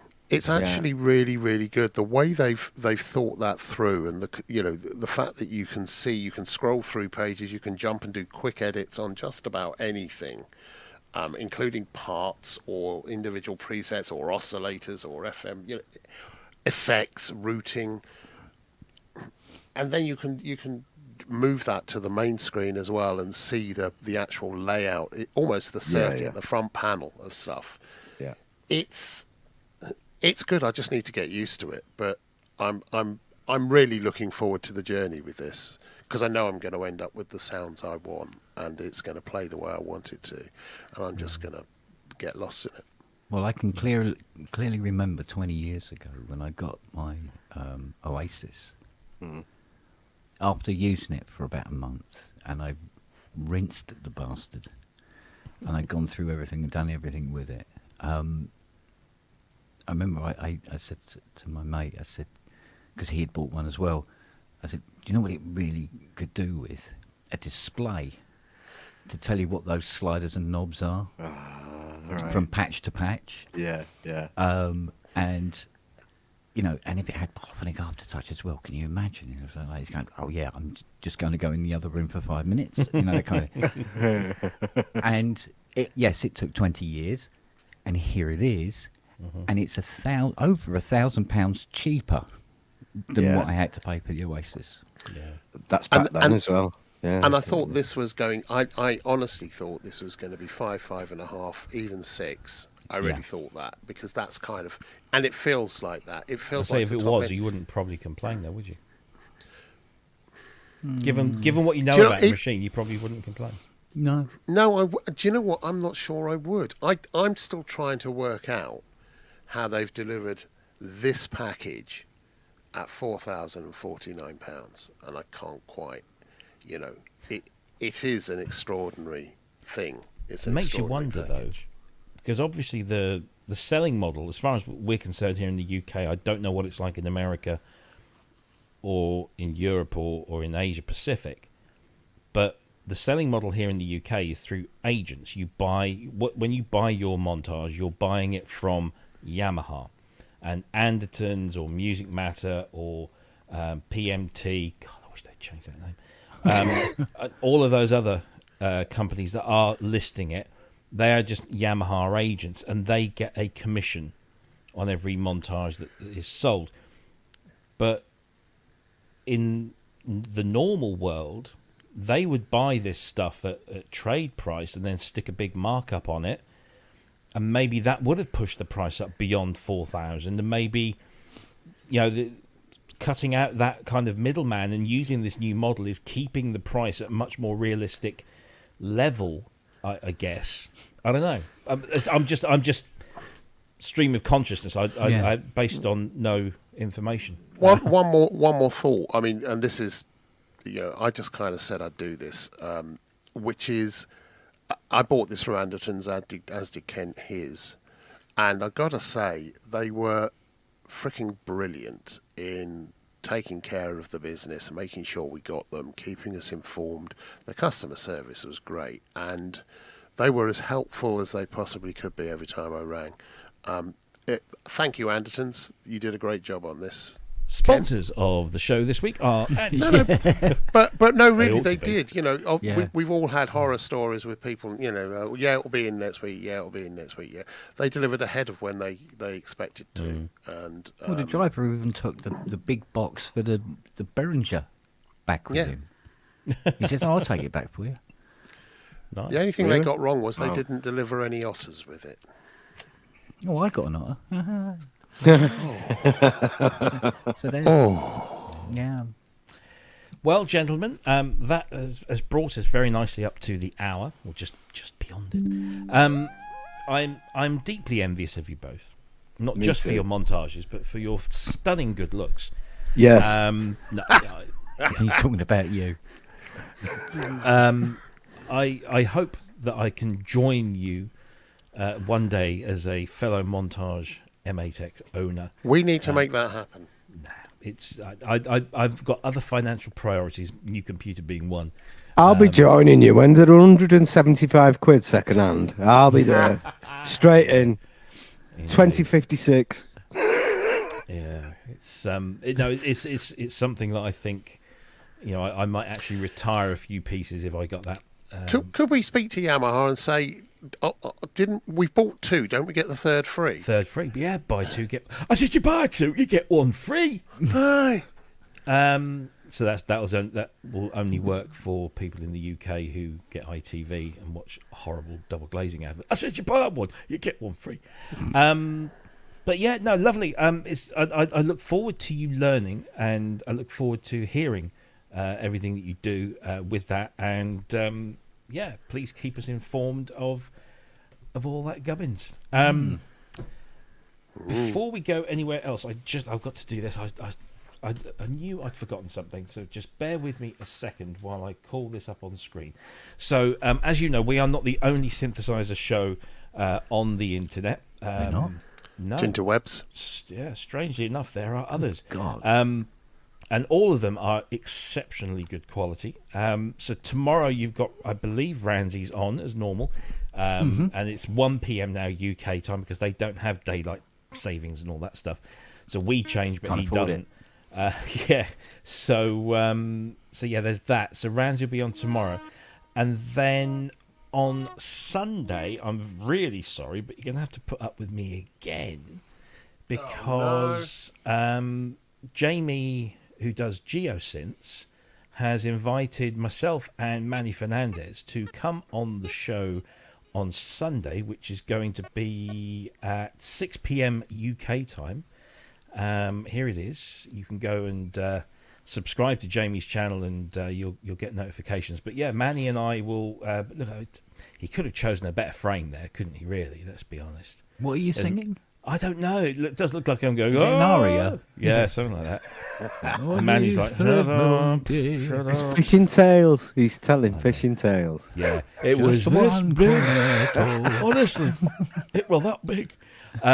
So yeah, Jamie asked us to both come on, and Manny's around, and so we're going to come on there. And yes, we'll probably be talking a lot of FM, but there'll be other things as well. I'm sure. I'm sure we'll maybe squeeze some more information about montage out of Manny, seeing as he's had a lot of time with it. So yeah, this Sunday, 6 p.m. UK time on the Geosynth channel, we'll both be there. And I did actually notice a question in the chat from Kissing the Machine. Maybe this one will be best asked on that show, asking us about how would you rate the Digitone as an FM synth.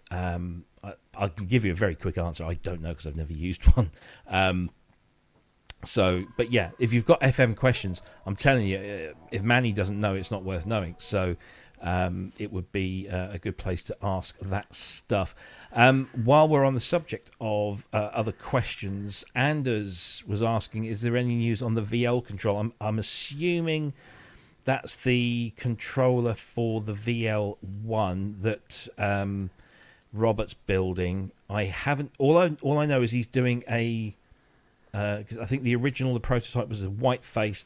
He's doing a black face one as well.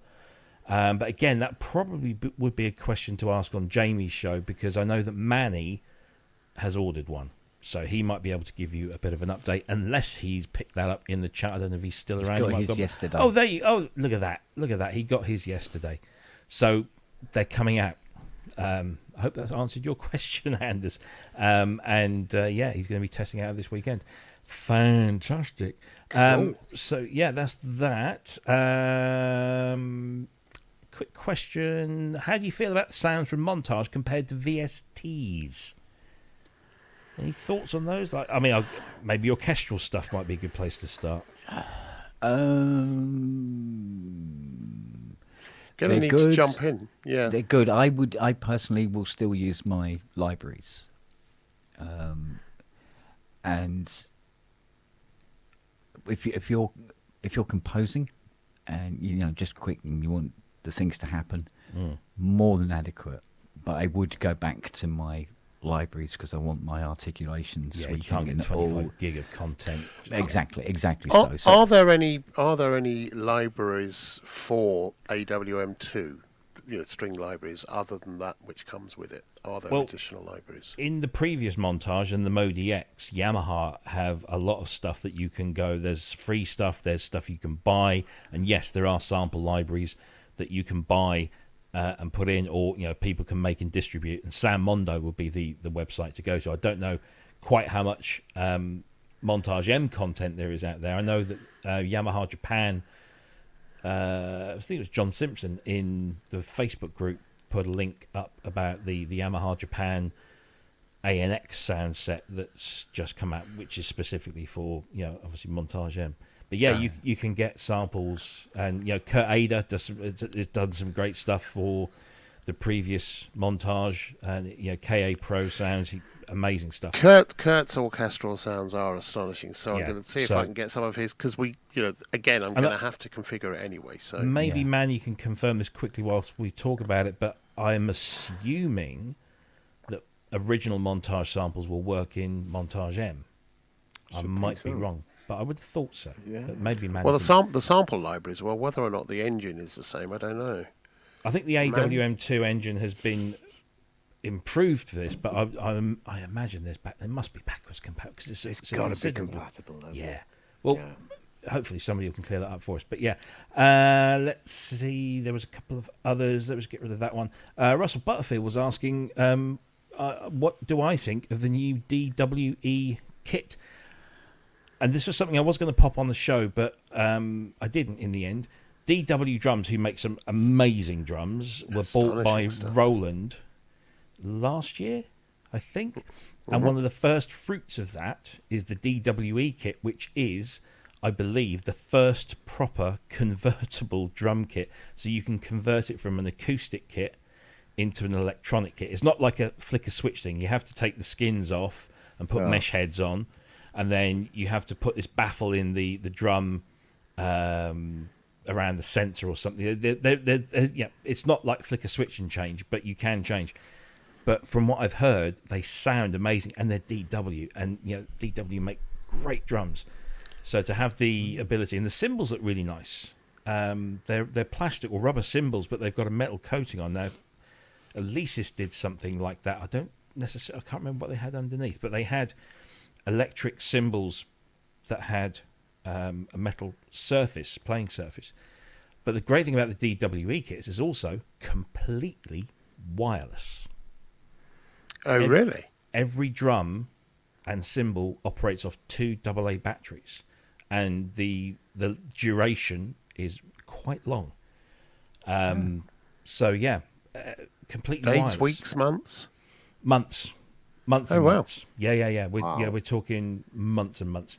So it looks good. It sounds great. You get a nice software package with it as well, but you can use it with any software. Yeah, I'm very much looking forward. That I can't say too much at the moment, but I should be writing a lot more about drums and e-drums in the coming months and years, and I'm hoping I might get a chance to sit behind one of those and play one and get a first-hand experience. So that's what I think about the DWE. And I mustn't forget, we have had some donations come into the show whilst we've been on there. The wonderful BG Ollie. Thanks, Ollie. Thank you very much indeed. He was on last night with his new channel, Solder Hub, porn for people who like to burn the tips of their fingers whilst attaching wires and cables to things on circuit boards. But yeah, he was doing some stuff on his 8-Bit Manshed channel, which is highly recommended. Thank you very much indeed for that, Ollie. Appreciate that. Kissing the Machine, thank you very much indeed. Great show. Thanks all. £10. Thank you very much indeed. Thank you. Very much. Steve, Xorb or Xorb, whatever. Donation towards a stronger looking stand for Andrew's M8X. I hope this current one is up to the task indeed. Thank you very much indeed for that. Right, now we've got some I've got a guest lined up, or guests, multiples, lined up for a show coming up in the next few weeks. Clever Clogs people amongst you might be able to figure out what or who they might be, but I bet you one thing, you won't get them all. So we've got to keep that one under wraps for the time being. But yeah, we'll be back same time, same place next week, with more testiculation about all things synthesizer related. You gigging next week, Ben? Are you going to be around? I think I am gigging next week. Yeah, I've got 2 next week. Well, we've absolutely enjoyed having you back. Yeah, it's been great to be It's like back. an old pair of slippers. It just feels very comfortable, and it's like you've never been away. But don't stay away too long again, mate. I won't. And I'll I've be in enjoyed touch it. for passport details soon. Yeah. Cool. Gentlemen below, those of us below us. That's minions. Yes. No. You M8X owners. Yes. You say shit. I fat in your general direction. Anything planned for the weekend apart from fiddling with your poly after touches? A little bit of rugby. And what's 2 on? more memory mugs. Oh, 2 more. I never had you down as a rugby player, Ken. Yeah, I used to play rugby back when I was young. Yeah. And yeah, horses still had legs. Long time ago. Dear, oh dear. Don't they have legs anymore? No, they have a lot. Poor things. Well, until the 20th I've got a century, 3-legged mate. donkey. I call it a wonky.